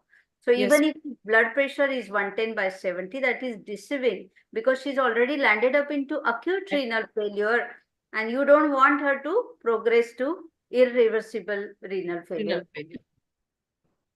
Patient, you have to manage this way. All of you have discussed all these things, that you have to go for the large bore needle, 2 cannulas on either side. On one side, you send the lab and put 2 IV fluids. That is the aggressive fluid resuscitation. By the time the blood and blood products are available, you will start giving, or at least make sure that you are getting it and start the operative procedure. So what precaution for this is the patient who is into APH. She's going to land up into PPH by 2 reasons. One is abruptio per se, the uterus will not contract well, and secondly the coagulation failure, right? So both ways you have to be prepared for the PPH. So preventive measures for PPH, I think that's a separate topic we'll have to consider. So do we have Dr. Archana here? Do we have Dr. Archana? Maybe I think Sonia, Dr. Sonia, if you can just give a ring to her, maybe we can take up this case maybe for her later on. Yes, just give me a minute. Yeah. So I think by the time I just start. Yes. Perfect. I think she's there on the line. Yes. So Archana. Yes, madam. I actually sorry, I'm having 2 boards right now. No problem. No problem. I hope you conveyed my message that I will. Yes, madam. We have done your vote appeal also, and everybody was your good work has been appreciated. It gives me immense pleasure to be a witness to that. Thank you, As you have put up a very good case, madam. She is a case of previous cesarean section, and many hinting points are there. Low-lying placenta. She has been to the hospital multiple times. With bleeding episodes, though it stopped on its own side some point of time. But here, the sonography, what you have shown at 26 week with absent RP leg, and this is a very pointer, I would say, to the past placenta accreta syndrome here probably. So the diagnosis is without, fault, it is PS only. Accreta syndrome, and to manage this patient, which she has come with a collapse and intershock syndrome, I think ABCD was very well mentioned by Rajshi ma'am when she was talking, because this is the patient where we need to be a very aggressive approach. Golden hour, first 20 minutes to 1 hour is very important for her. Restore her IV lines, resuscitate her. And if it is possible, tertiary care center, we are lucky to have, if it's in a private hospital, manager. And this is a patient which we require to start the tube large IV bore cannula, look for the cause and shout for help literally, because we may need an intensivist, our anesthetist on toes with us to manage. And first, we have started with the IV line. We should choose wrinkle lactate solution, which is or any blood volumizer like a Maxil or something which is available at the periphery center. Yeah. If you can see a PV cause that placenta is retained or there are some tear, try to restore that. And if it is not possible because there's a pool of blood, at least aortic compression can be given. NASD, if it is available with you, please use yeah, Archana, I would like to interrupt you here that this patient of diagnosed placenta previa accreta, when she collapses in front of you, you have started resuscitating her. Whether you would like to hear again the same question I will ask you, whether you would like to, go for some definitive operative procedure, and what is that procedure, and how would you conceal the relatives? Your team is managing, you have, tried everything, your OT is arranged, your anesthetist is there. So who all, basically what procedure you want to do, that let me know from you first, and then you should be the part of your team. Yeah. Ma'am, this patient who has collapsed, and I'm very sure that I'm dealing with a placenta accreta patient where the placenta separation is not my aim. So I'll be proceeding for an emergency hysterectomy. I would need an anesthetist. I would need an intensivist with me and a good team of assistant with me. If required, a senior obstetric gynecologist can also be called, because every time being heroic is not there. It will help in two ways: for the counseling of the patient and also helping to visualize and being faster on the surgery. And in the meantime, I have to see the relatives and counsel them for increased blood products arrangements, so that this patient, we are heading towards maybe DIC, into a hypovolemic shock, long-term ICU stay. So financial aspect, more and more. What is your take on obstetric hysterectomy? How will you convince the relatives that this patient is, para one, only one male child, that too 1 year old? How will you convince the relatives? See, ma'am, we have got one sonography which was done at 26 weeks. In my setup, after no, we will not go into retrospection. That we will. In my setup, madam, I'll do a sonography again to see whether it is though it is a very difficult scenario because she's already into the pool of blood. The patient is collapsed, yes, collapsed, and bleeding profusely. What you have to do is only go for some definitive management. So what is that? What operative procedure you want to do? Is it a cesarean section? She is already, yes, immediately, madam, I have to open the abdomen, take out the baby and see how the placenta is there. But before that, I have to counsel the relatives. If required, I may have to proceed for hysterectomy also in this case. We would try to conserve the uterus. So is it if required, or you will say that this is the patient where most likely we have to go for hysterectomy? This is the patient where more likely, because placenta accreta has been proven once. Yeah. So in spite of being her primary para, this is an important decision for the relatives and as a doctor myself also, because aggressive counseling will only help. Yeah. Sometimes in private practice, patients do have a agitated behavior, but then we have to deal with it because we have to save the patient's life. Because removing the placenta will be more life-threatening as she's already into the pool of blood and in a very difficult situation. So you want one senior obstetrician with you, preferably senior, or maybe a junior who is expert, to assist you at least. Such kind of patients, especially if you, it is always preferred that you have an expert or experienced person, right? Yes. Then you need an expert anesthesiologist, maybe a team of 2 anesthesiologists. Then you need a neonatologist with good NICU, and you need an intensivist, you said. What else you need? Who else you need? The blood and blood bank, of course, we have taken it for granted. Who else do you want? Interventional radiologist. Interventional radiologist can help because nowadays, like in my tertiary cancer, I've saved few patients with the interventional radiologist, madam. Because sometimes this bleeding can be controlled. We don't have time to go for internal iliac ligation also. So if the facility is available, do avail it. Yeah. So even before the operative procedure, you can go yes, we can artery embolization. While we are arranging the blood products and everything, we have got a scope of saving the patient losing further blood. Okay. Who else do you want? Do you want some surgeon or neurosurgeon or an oncosurgeon for this? We can have a call on a neurosurgeon, but because placenta accreta, maybe bladder invasion is there, colon may be involved. So we have to keep ready, call them in the OT preferably, or they should be in the vicinity of the OT when we are taking up the patient, because it would be a great help. Yes, because sometimes, percreta especially, we're talking about percreta. So there you may have, bladder invasion per se. So sometimes you may have to do a deliberate cystostomy and, separate the placenta and the myometrium there. Sometimes you may have to stent the ureters beforehand. If you have the percreta, you don't get the planes also, right? So Yes. all in all, you need a pelvic surgeon who is, very good at maybe oncosurgeon, neurosurgeon, or a surgeon. Okay, so everybody should be there as a part of the team. So Archana, taking this ahead, I would just ask you, now this patient has collapsed, you know that you have to go for obstetric hysterectomy, you have counseled and taken this written consent as well. While starting the procedure, what precautions you will take? How should be the abdominal incision? How should be the incision on the uterus?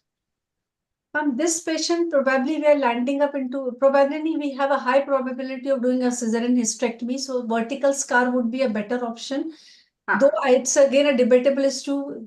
Some people go transfers also. I have done also few cases. But the only word we can use here is liberal incision. Liberal incision. When I go for fanistil, the transverse incision only. So you say that it should be a liberal. It should be liberal, and it should be like well versed with the surgeons. Surgeon's comfort zone should be there because we have to save the life. For me, I take a liberal phalansteal incision. I've done such cases, but vertical incision is what has been recommended. It is not proven otherwise. Yeah. We have to take a broad spectrum antibiotic in this patient. What about the uterine incision? Again, madam, it has to be vertical only. It has to be vertical. Classical section. Classical, but not necessarily. Once again, there is a difference. One is vertical classical, just short of the placenta. And for this, you have to map the placenta. That is one. But you can have what is called as transfundal. So that is a transverse incision closer to the fundus. Okay. So sometimes now that is a lower segment accreta. We have taken out the fundal incision babies also. That is more easier to perform. Yes.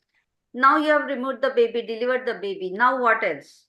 How do you proceed ahead? Now delivering the baby, we can see whether placenta is like spontaneously coming out or not. We give the oxytocins, and nowadays we do have carbetocin also to our rescue. Should we give it? Should we give the oxytocins? No, not oxytocin. I'm talking about carbetocin, madam. Can be given to prevent the blood loss. Placenta has to separate now. Placenta, if it is not separating, ma'am, we are talking about accreta patient right now. So that we is are not what, trying to deliver I'm telling you. That any type of oxytocin give. In fact, you try and separate the placenta. So the message is absolutely no attempt to separate. No, we should attempt and no oxytocin. No, oxytocin should not be given, madam, but we should not try to separate the placenta. That is what I'm saying, because we have to leave in situ. No. If it is spontaneously coming out, fine. Otherwise, you have to proceed to cesarean hysterectomy only. Yeah. So now a further addition to this I will do. You also know that we have been going for so many lectures also. What is called as a uterine conservative surgery for placenta spectrum, right? So now 3 years back, I used to give this message, absolutely no attempt to remove the placenta. That is one. And secondly, it should be a planned elective obstetric hysterectomy. Okay. So nowadays, I would say that it should be an informed consent for the obstetric hysterectomy planned, but wherever possible and where the lady is only primigravida, or maybe, she doesn't want to remove her uterus, there are procedures. One is triple P procedures. And second is, you have that what is called as KSOGA stitch.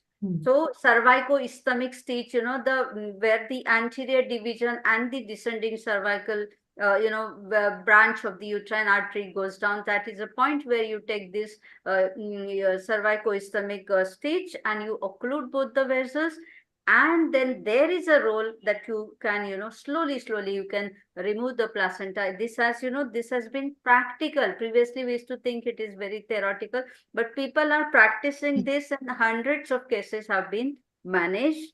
So I think even all of us have to build the courage to say that maybe after few cases you manage with the help of expert. Definitely, I think we can go ahead with the conservative surgical approach. So that is what the message is. But for us till date, theoretically, yes, it has to be, in fact, not an emergency, but planned obstetric hysterectomy. That is what the message is.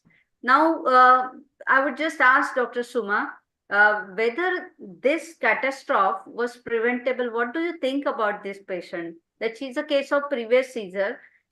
Initially she came to the obstetrician during 6 months. She has history of bleeding. The ultrasound report very clear. She sends her home. At 30 weeks she comes, bleeds. Again, bleeds and gets collapsed. What is the message here? Whether this could have been prevented, whether we could have given a stitch, or maybe we could have started her on tocolytics.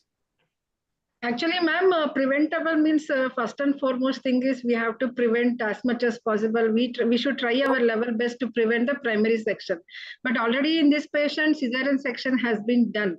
So preventable means early pregnant, 26 weeks placenta and I will not be able to prevent the occurrence of placenta previa. No. Placenta previa has happened. Preventable, the catastrophe.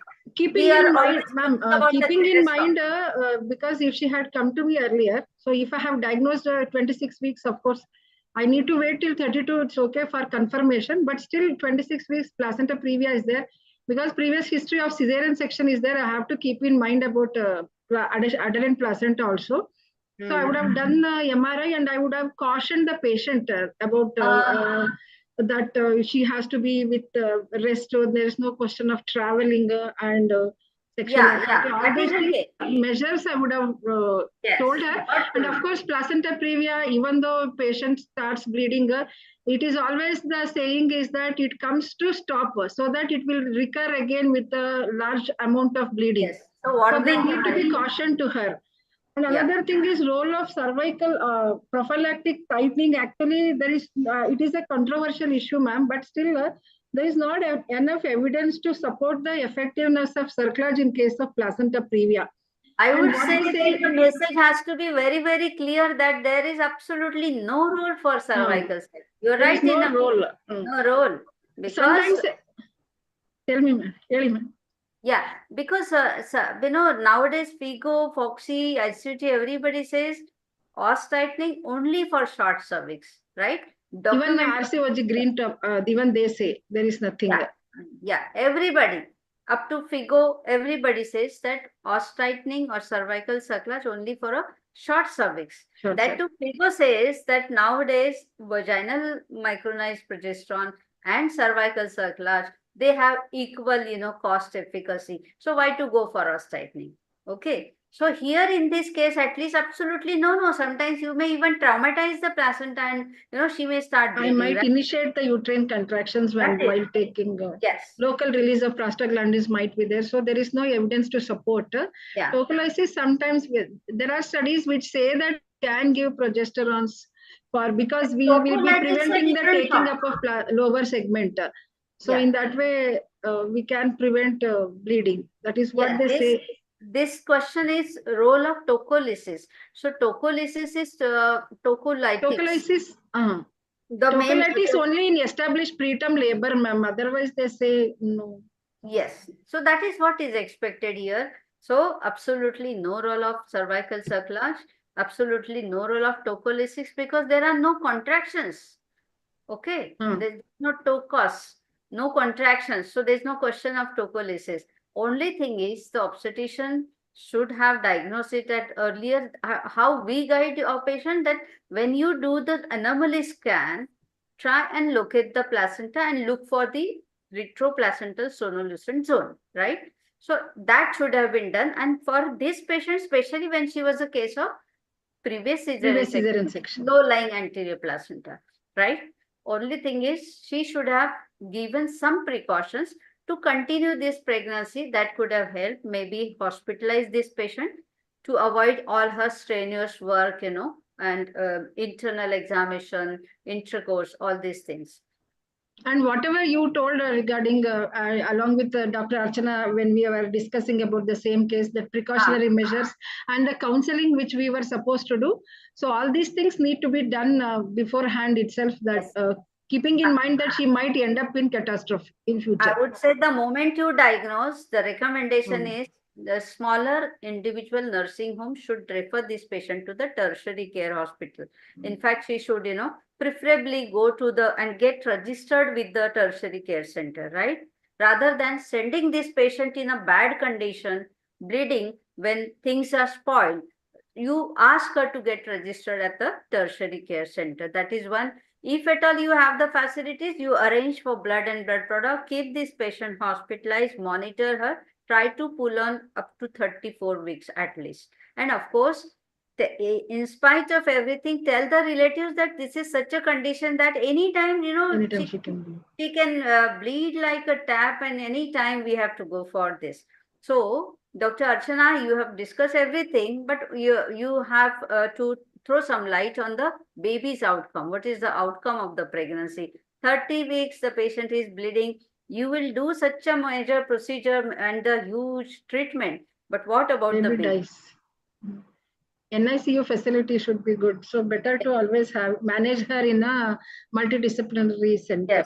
Yes. And in spite of all this, what will you tell the relatives? That we are trying our best, but 30 weeks, baby, that too, with the bleeding, we cannot assure you the perinatal morbidity and mortality is more rather than morbidity. Correct. So I think all of you have added to this valuable discussion, and definitely this is what the recommendation is. Only one point I would like to differ from you, Suma. Yes, MRI. So what they say is, if given a good expert sonologist and a good resolution sonography, ultrasonography is comparable with MRI, only with morbidly obese women and the posterior placenta.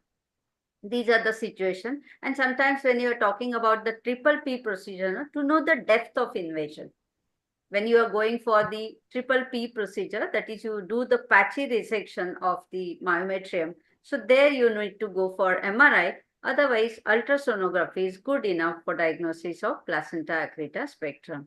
So everything has been well discussed. What are the special precautions during surgery? How will you manage the coagulopathy if this patient develops? Dr. Hemlata. This has been discussed for the previous case, but still maybe some addition you can.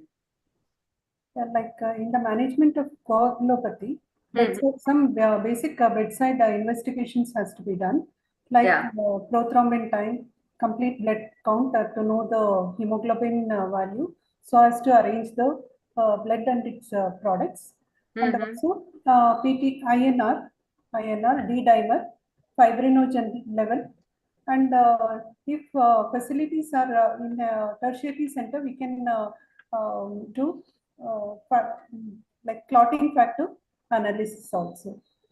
Regarding management, we have to see that the patient has two large IV cannula bore, so as to ease the procedure of transfusion.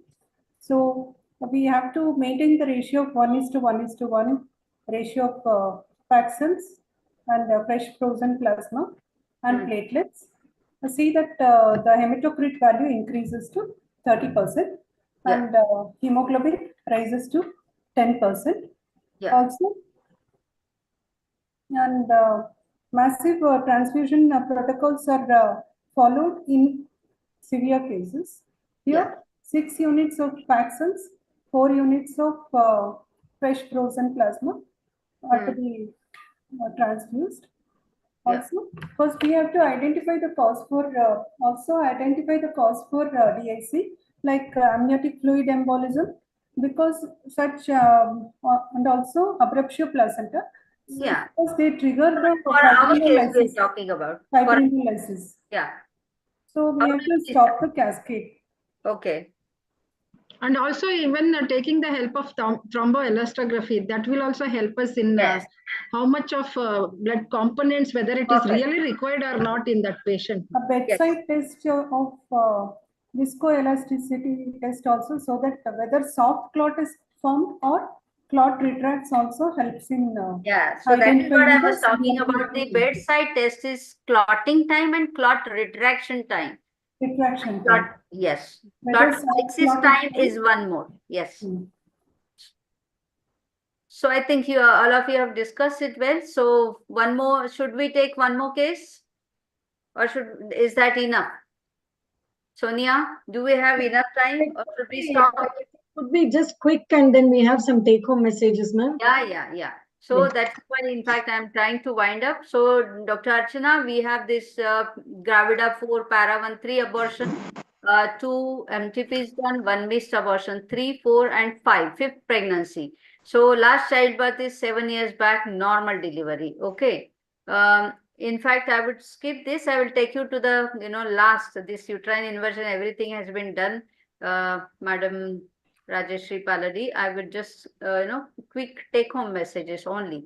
So I think there's little gadbad in the names. I have not edited few names. We have this grand multipara admitted to emergency ward at 11 p.m. and of course, she is a case of obstructed labor.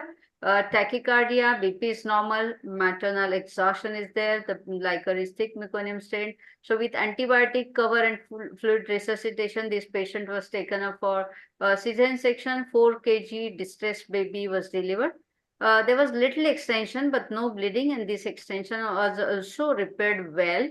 The operative procedure was uneventful, but after shifting to post-operative ward, almost an hour later, the BP dropped to 80, pulse became steady, disturbed respiration and confused look, drowsy, vomiting tendency. So the examination showed no pallor. There is no evident sign of hemorrhage, neither intraperitoneal, not external, and uterus is also well contracted. So I would say, Dr. Anita, what is your diagnosis here and how would you proceed for management? Hello? Do we have Dr. Anita or who else? Yes, ma'am. Yes, ma'am. I'm here. Yeah, please. Yeah, ma'am. So, did you understand the... Ma'am, yeah. Yes. Ma'am, we know that there is no evidence of hemorrhage, but still blood pressure is in the lower side, and she's been in a dehydrated situation for a long time with obstruction and infection. So initially, beginning with, we can start with vasopressors and fluid resuscitation. Apart from that, even though there is no evidence of pallor, I still need investigation to look for how much blood loss she has had, and a bedside scan to know if there is any collection. Yeah, so the ultrasound is done. There is absolutely nothing inside. CBC, hemoglobin is 10 grams. Okay. Still, we are going with the vasopressors. I think with that, her blood pressure should pick up. Total counts. Aggressive fluid, but then here, what fluid you want to give? How will you decide that which fluid you should be given? Crystallars, if you just give, that will build volume. Tell me. Okay. Along with, but the crystallites are only advised. Unless you know the diagnosis, unless you clinch on the diagnosis, how will you go ahead with the management? Resuscitative, initially, you are right. Now we have to come to the definite diagnosis. We have to re-explore and see the lower segment of uterus, ma'am. No, why? She's not bleeding. It's even ultrasound is saying that there's absolutely no internal or external bleeding. This is a very simple case. And this is a real case. Post this thing, DIC and cardiomyopathy is something which you should keep in mind probably. This is the real case from Gujarat, Archana. And this has got a medical legal, this has gone against the doctor, costing almost, I think, 2 CR or 2.5 CR something. Okay. It was post-operative shock, ma'am, right? And cardiomyopathy. Cardiomyopathy, that is what I said. Because And sepsis. sometimes, Another point is sepsis. We have to keep in mind, ma'am. But she was in obstetric labor for quite a long Not time. develop So over a period of 6 hours or 8 hours. Labor, dehydration. Sepsis. You have to rule out sepsis Dr. also. Suna, see, I have said here that we have, you know, before taking her, we have given her fluid resuscitation. We have covered her good with antibiotics, right? You can see this here. But prolonged labor, madam, some thromboembolic phenomena, cardiomyopathy, these are few things we have to consider. Okay, should I, you know, open the secret? Yes, ma'am. So we did her, this was similar case with us. We did her bedside hemoglobin that was 10.8. Her blood sugar was very high, around 600. Urine sugar, simple dipstick, 3+, urine ketones 2+, and the sugar was with, you know, glucometer, 600 it is showing. So this is a case of diabetic ketosis. So 4 kg is the... Yeah, that's what I'm saying. 4 kg, sir. Okay. Obstetric. Previous, see, grand multigravida. Okay. Previous all vaginal deliveries. Now this time landing up into obstructed labor, large size baby, definitely. But this... Her sugars were not done before, Dr. Sneha? Yeah, I think we were very confident that we are doing good obstetric work, so we didn't think that she was not diagnosed well. Yeah, we thought the sugars would have been done before.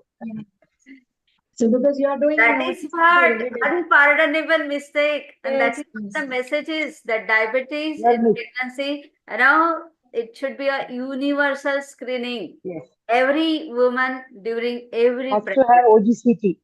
Every woman during every pregnancy, OGCT. Yes. 75 gram single step OGCT. Yes. That's all. Otherwise, all of you can manage. You will call your physician friend and everything. Yes. So you will manage the diabetic ketoacidosis. Friends, every obstetric unit and every person of the obstetric unit should be well trained and skilled to manage the maternal collapse. It's not the obstetric SDU that will help. It's not the obstetric, the anesthetist and the, you know, intensivist friend. That they will take some time, but if at all something goes wrong, you have to manage then and there only. So we should have an efficient multidisciplinary team, not only the SDU or ICU. Referral in an unsettled condition may worsen the situation due to multiple issues, and if the patient dies on the way, then that becomes a legal issue. Okay, so you have to protect yourself and your patients also. So have a high index of suspicion, be prepared to face, and of course shout for help, as all of us are saying all the time. Keep good friendship with your anesthetist, your physician friends, your blood bank, everybody. Of course, your juniors who are expert in management, don't underestimate them. So all in all, you should have a good team, and of course together we can. Always the message remains. So thank you, all of you. Dr. Sneha, just 1 minute. Sorry, this case you told diabetic ketoacidosis, and you said that you were sued for more than 2 crores. What was the final? What happened to them? Exactly the same case they had. You know that they lost the mother also later. Oh, they lost the patient. They couldn't manage the... This I have modified it. They lost the patient. So they lost the baby because, you know, see, 4 kg distressed baby. No, not the baby. What about the mother? Baby few days later. They lost the mother. They lost the What mother. happened? They could not diagnose it. No, sorry, they did not lose the mother. They lost the baby. The mother was recovered with the help of the intensivist, and then they came to know that this is because of this sugar. Okay. Okay. This is a case which Dr. MC has included in this presentation, and the you know, the relatives were from a well-to-do. I don't know, somebody was from well-to-do family related to them, that this was a labor to some, some good people. And then they said ki acha, her investigation of,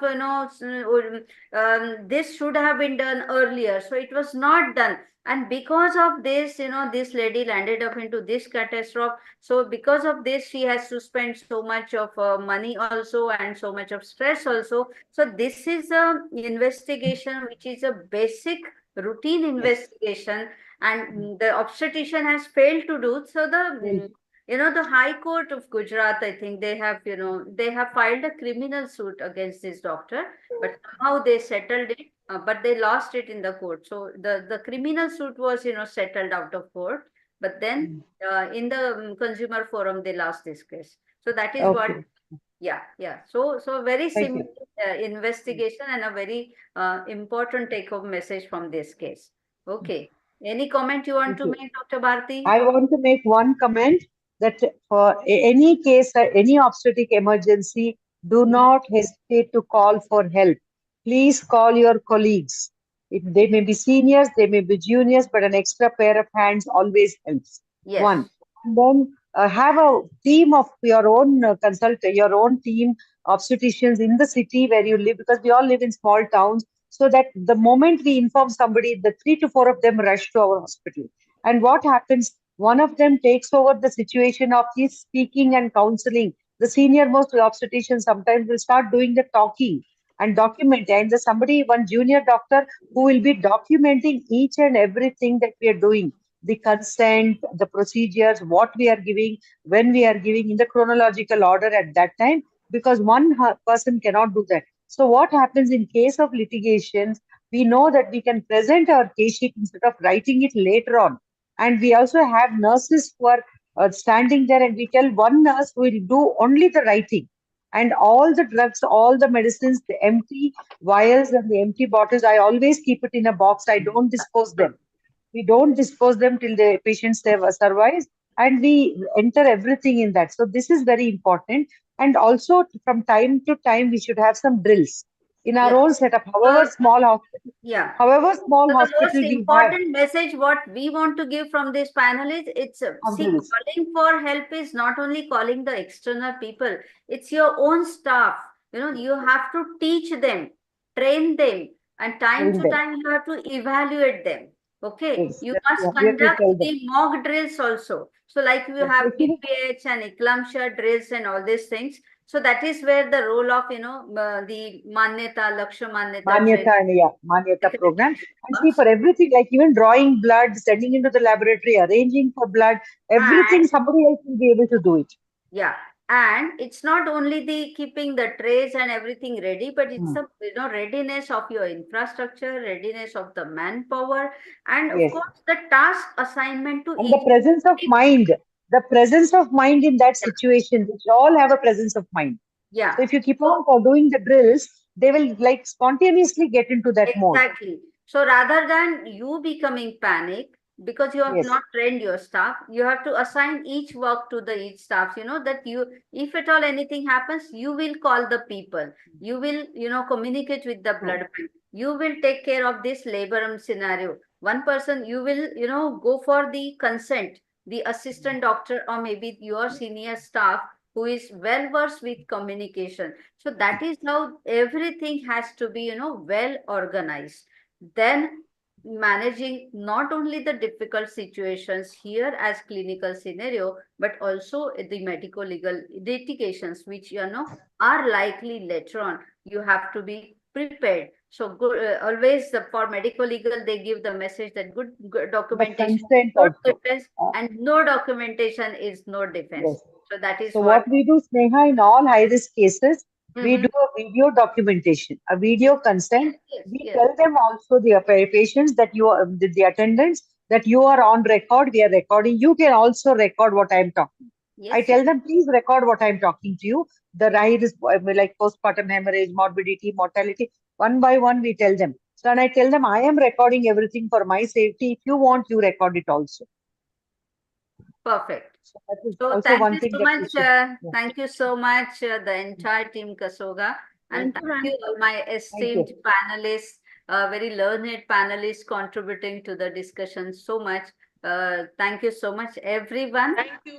And of course, my Yes, we will convener, support Dr. you. Rajana, yeah, and Dr. Doctor. Sonia. And I request all of you to support my candidature. Please do nominate me first. And then, of course, I would request all of you to vote for me. Please support me in maximum numbers. Please vote for me. I'll be highly obliged. Thank you so Sure. much. Thank you, Dr. All the Sneha. That best. was We vote for excellent. you. And Dr. All the Rajeshri, you did a wonderful job. And all the panelists, Dr. Suma, Dr. Rachana, Dr. What's Anita, and have done have done an Dr. excellent Archana job. Dwivedi, Dr. Sejal Naik. Yes, Sejal. So, Dr. Sonia, again, you have done an excellent job. And on behalf of all of us aspirants who are going for the Foxy elections, Dr. Sneha, Dr. Vidya Topi, Dr. Amaya, Dr. Sejal, Dr. Archana, Dr. Kasturi, and myself. We request all of you to kindly nominate us. The nominations, I think, have already been mailed today. People have received it today. And please tell your president secretaries and to nominate us. And then, of course, the elections will be in August. Please do support us. Let us join hands to make women's health better. Thank you very so much. ma'am. Thank you. I request all the members to stay back for just the next 2 minutes. Yes, It was sure. actually started with ectopic to pass, and that pass is passed with wonderful panelists and an efficient moderator. And the grand multi ended with a grand end. Yes, And I can see my dear friend Dr. Vidya Tabi. Yes, with a listening grand to us. entry. Yeah. And Yes. I feel shout for help is the message to be communicated, and it is only one excuse for shout of help in obstetric unit only, and no other place can actually shout for help. And the signatures for the consent is validated, and this is the signature which is the need of our documentation with the consents. Well, with this note, I think we'll move ahead, and I request Dr. Suman Gaddi for the vote of thanks. Excuse me, Sonia, I just wanted to add here. Yes, madam. You were talking about shout for help, but when to shout for help, that also you should tell. Because whenever I am assessing Manyata, I was asking if the head is on perineum, then first sentence she told me was shout for help. So this is apart from joke, but definitely we need the help of so many people for communication, and we should definitely talk about something about communication skills also. About the patient's relatives, what to tell when the patient is serious. I think one webinar we should have about the communication skills as well. So thank you very much, Sneha. It was a wonderful as always, and all the best. As Bharti has told, that all the support. Likewise, you please include in all your webinars to all the contestants from Karnataka. Yes, I welcome Dr. Sejal and Dr. Archana. We also all support you. So in your states, please send our flyers also, whatever we are sending. Thank you. Thank you very much. And then voted I also. kept your flyers with me that you gave me. Yeah, Archana, please. It was very I'm sending you. I'm sending you a flyer. Yeah. Sejal has already Sejal is I have, ma'am. I've just. Yes. In the other webinar, I just heard that the mails have reached, nomination mails have come. So they have reached. I got it. I just got think it's a shubh thing for us to be with KSOGA. So I think with blessings everybody, and Sneha ma'am always a practical tips. Very day-to-day cases, and she is truly deserving. I mean, everybody out here is deserving, I would say, but I think we're all with you, ma'am. Ma'am, before we switch over to Dr. Suman Gaddi, I think we want a word from Dr. Rajeshri Paladi too. Yeah, excellent talk you gave, Rajeshri. Yes, madam was elaborate. Everything means eye-opener. Thank you, ma'am. Thank you so much. Thank you very much, Dr. Sneha, and wishing you all the very best, and all the very best to all my seniors in KSOGA, Dr. Vidya Tobi ma'am, Dr. Bharti Rajshekar, Dr. Kasturi Doni Mat, and all our friends from AMOGS, because you are the leaders whom we look up to and follow you all. And thanks so much for being so patiently tolerant with my talk that this is the first time I got such huge slot of talk and I enjoyed it thoroughly. I hope You covered everything. Rajeshri, you covered everything. Ma'am, it was very informative. That's the reason we kept only one talk, Rajeshri. Yes. So all the conferences we are restricted to that 15-20 minutes. So I took it, I checked the flyer to see whether there is any time limit. There was nothing, so I just went on and on. Sonia, next time you have to put the time, okay? Yeah, yes, and I want no verbal communication now. Vidya ma'am, communication skills, no verbal communication. Thank you so much, Dr. Thank you so much. Thank you, my dear. Ma'am, thank you for getting me on board. Yes, thank you very much. Thank you. It's always a pleasure to have all of you, and it's always good to have all the good friends with so much of knowledge, and of course the willingness to spread the knowledge. Thank you so much, my dear. Thank you. It's so nice at the end of 4 hours, Dr. Suman is still waiting for all of us to I know. Suman so patiently waits with everything. We are so patiently listening to all of us. Over to you, ma'am. I think two people have to discuss something else. So thank you so much for making me a part. And Sneha ma'am, you have to join the other webinar. I'm reminding you. And just say hello and that's all. Thank you. Thank you, everybody. I'll just Thank you, everyone. Thank you, Sneha ma'am. You are such a sweetheart, ma'am.